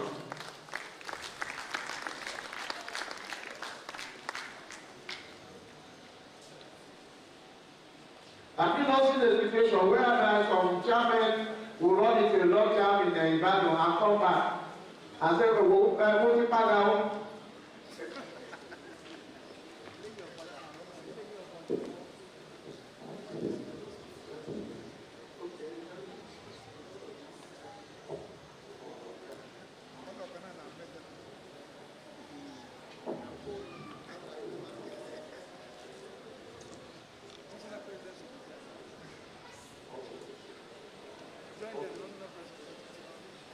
On behalf of Obafemi, Awolowo University Muslim Graduate Association, UNIFEMGA, this award of gratitude is presented to Alhaji Sadiq Etonite in recognition of your outstanding contribution as chairman of the 2021 UNIFEMGA Reunion Conference, held today, the 21st day of August, year 2021, at Obafemi Awolowo University, Ile-Ife. Congratulations. Thank you, sir.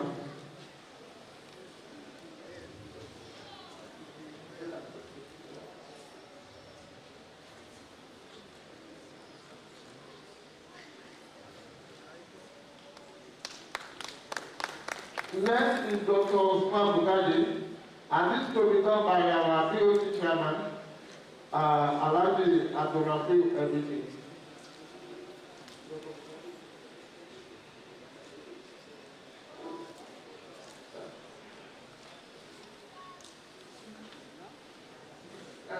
Just to appreciate your, you don't have anything to give you, just to appreciate you, sir.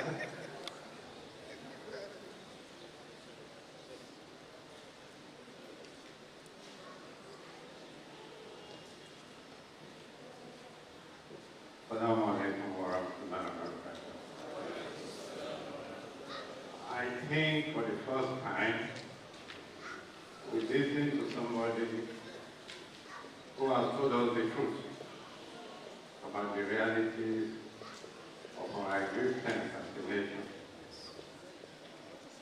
He has also been very frank. And we know him to be somebody like that from the days of MSS. So I'm not surprised at the quality of what he has said. The challenge is for each and every one of us to go back and ask ourselves, how do we want to live together as a nation? That is the challenge. And unless we do that, we will just be dancing and dancing like a lot of people have said, and he has said so too. I am pleased and happy that today, after 1970-something, you came here. You can come here to this organization and tell us the way it is. I know you for who you are. You tell truth to power.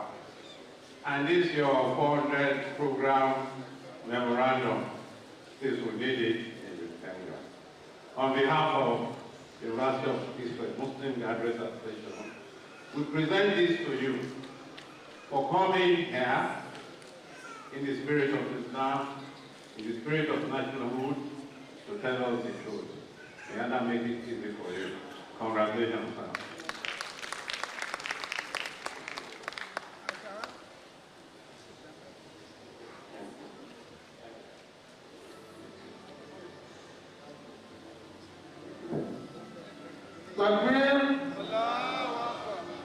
If you are looking for your ATM from one of the fourth generation bank, please come. Somebody take my mention comes back. You know, nobody.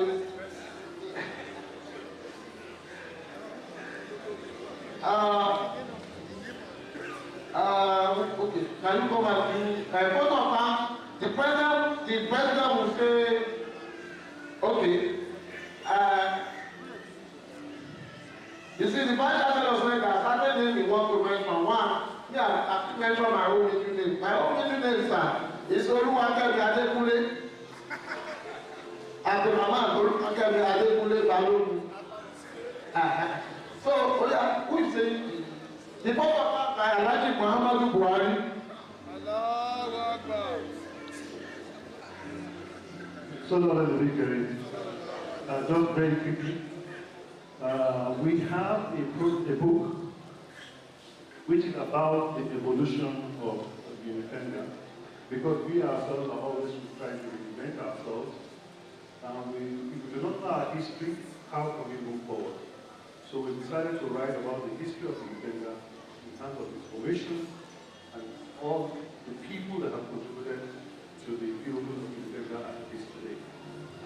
We have finished the draft, even though it's not yet published yet. I know by the they will help us with publishing. It is UNIFEMGA, Evolution and Prospect. Please, this book gets launched. We'll call you all to try and avail yourself of a copy. And as the VC has said, other institutions can follow suit. Assalamu alaikum wa rahmatullahi wa barakatuh.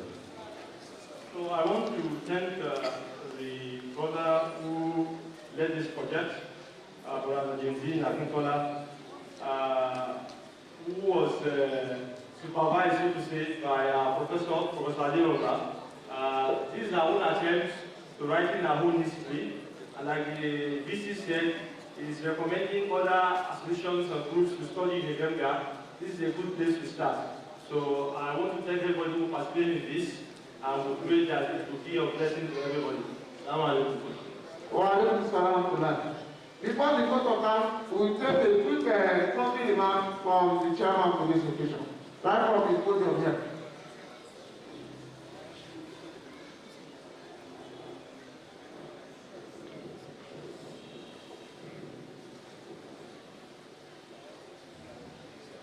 Assalamu alaikum wa rahmatullahi wa barakatuh.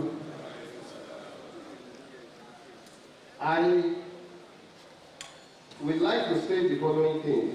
One, the event of today has been quite successful, alhamdulillah.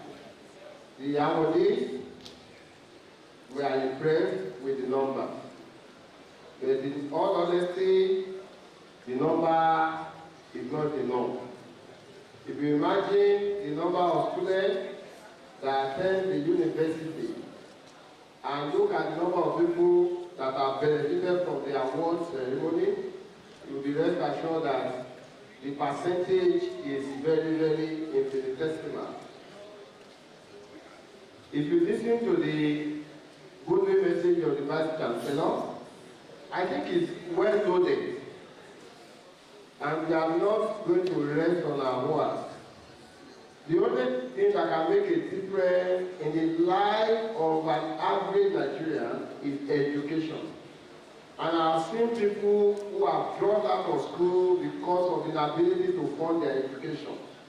So whatever we are doing, apart from the fact that this charity is rewardable, it's also Jasakato Jaria, we should not rest until we are sure that every student going into the university can be rest assured that if I'm not able to fund my education, there is a platform, there is a body that can have recourse to assist me while I am in the university. Our planet is different from other places in the world. If you go to UK, for example, if you want to go to school, it's very easy. You can apply for a student loan. And you get your money and you go through school without stress. You are not going to pay until you start work. You are not going to start repayment of that loan until you see a good job where your pay is enough to repay. And if for any reason you have to stagger this repayment, the system will even allow you. Therefore, we have a serious challenge in our hands. We have a large population of the youth. So anytime we see the ones that are interested in education, do not let us take it lightly. And on this note, I want to congratulate the UNIFEMGA for doing a good job. We are not only doing it in Ife, we are doing it all over the Federation. The association is in Lagos, is in Kwara, is in Ogun, is in Abuja, and so many other places. Is in Ibadan, is in Ile-Ife. Thank you.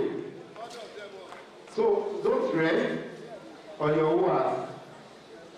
To whom much is given, much more is expected. And the reward for success is what? More work.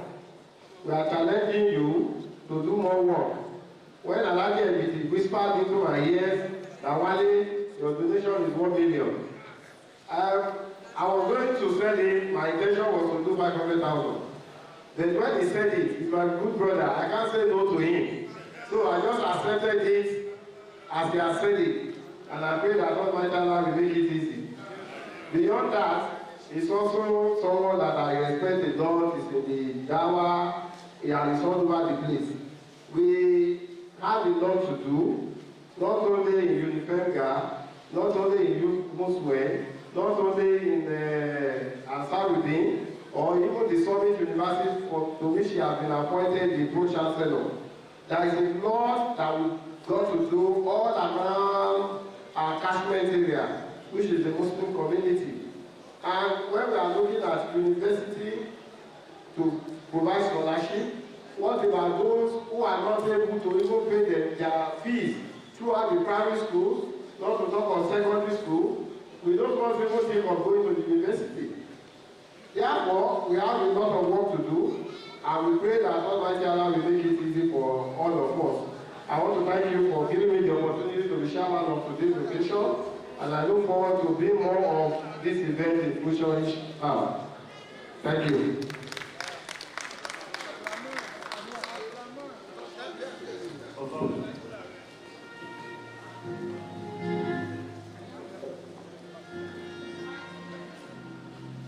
Appreciation? Well, Alhaji Muhammad Buhari, your application. The launch is after you, not before. Just to remind us once again, these books are available for sale. Whatever is paid goes straight to the scholarship fund. The account name is UNIFEMGA Scholarship Fund. Account number 101-289-0775. We will send it as often as possible. It's also in the brochure. UBA Bank, United Bank for Africa. Appreciation is due to Almighty Allah for the success of this reunion program. Appreciation also goes to His Royal Highness, the Oni of Ife, Oba Adede, and from Obusi of Bajaja, the Royal Father of the day. Thank you very much, sir. The Vice Chancellor of the Awolowo University, Professor Ibo Ogubadele, the Chief Host,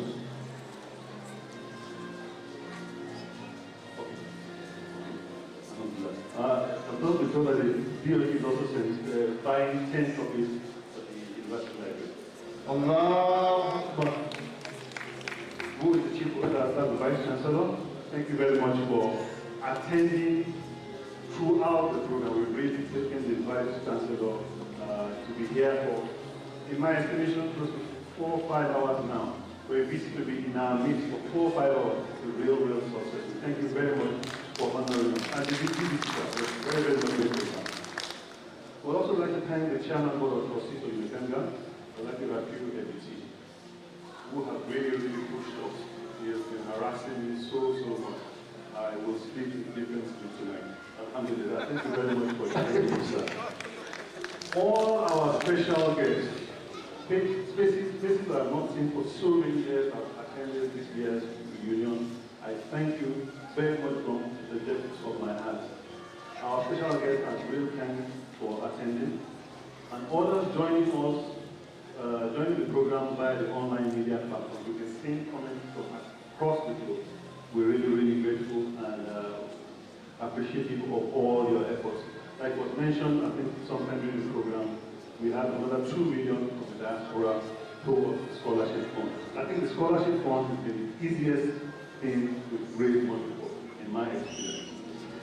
Appreciation also goes the way of our guest speaker, Dr. Usman Bogaje, thank you very much, and the chairman of the year 2021 Union Lecture, Dr. Mr. Oduduwa Shanaike, for graciously agreeing to be our invited guest for the reunion lecture. Special appreciation to the networking dinner speaker, Professor Lukman Oyedele, Assistant Vice Chancellor, University of West England, Bristol, and the dinner chairman, Professor Saburi Adesanya. We will warmly thank all the members of the organizing committee. I've been really supported by a very, very supportive group this year. I'd like to mention especially Dr. Adesukomi.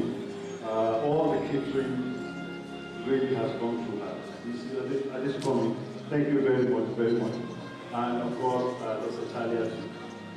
And I also like to thank all our contractors who have provided various services throughout the program, especially the Muslim community of OAU, the local organizing committee, OAU MSS, and the university security team for the overall ambience we have enjoyed during these events. May Almighty Allah reward you all abundantly. To our sponsors and donors, advertised and otherwise, we say, Jazakumullahu khairan, kathiran, kathiran, kathiran. Assalamu alaikum wa rahmatullahi wa barakatuh. And to our Muhammadu Buhari too, we say Jazakumullahu khairan for you. I want to call on the chief imam to give us the closing dua. After the closing dua, we just recite the His Excellency is there. We recite the national anthem and then take the fire first. Thank you very much. We'll see you next year, inshallah. Imam. Bismillahirrahmanirrahim. Alhamdulillah Rabbil Alamin. Alhamdulillah Rabbil Alamin. Alhamdulillah Rabbil Alamin. Ar-Rahman Ar-Rahim. Malik Yawmiddin. Iyyaka na'budu wa iyyaka nasta'in. Iyyaka na'budu wa iyyaka nasta'in. Iyyaka na'budu wa iyyaka nasta'in. اهدنا الصراط المستقيم صراط الذين أنعمت عليهم غير المغضوب عليهم ولا الضالين. ربنا آتنا في الدنيا حسنة وفي الآخرة حسنة وقنا عذاب النار. سبحان ربك رب العزة عما يصفون والسلام على المرسلين والحمد لله رب العالمين. Jazakumullahu khairan. After this day, the next program is at the mosque for all the high people and then our delegates. The national anthem, please. For the delegates. Lunch. No, the national anthem, please. Are we all right, please? At least you need, after 2 hours, you need to exercise your 1, 2, 3. Rise.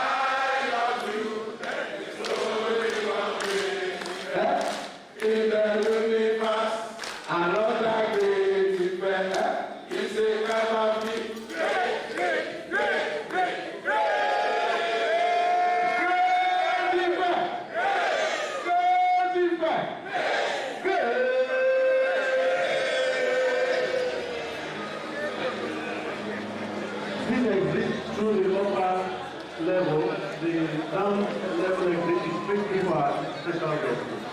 Exit through the upper exit.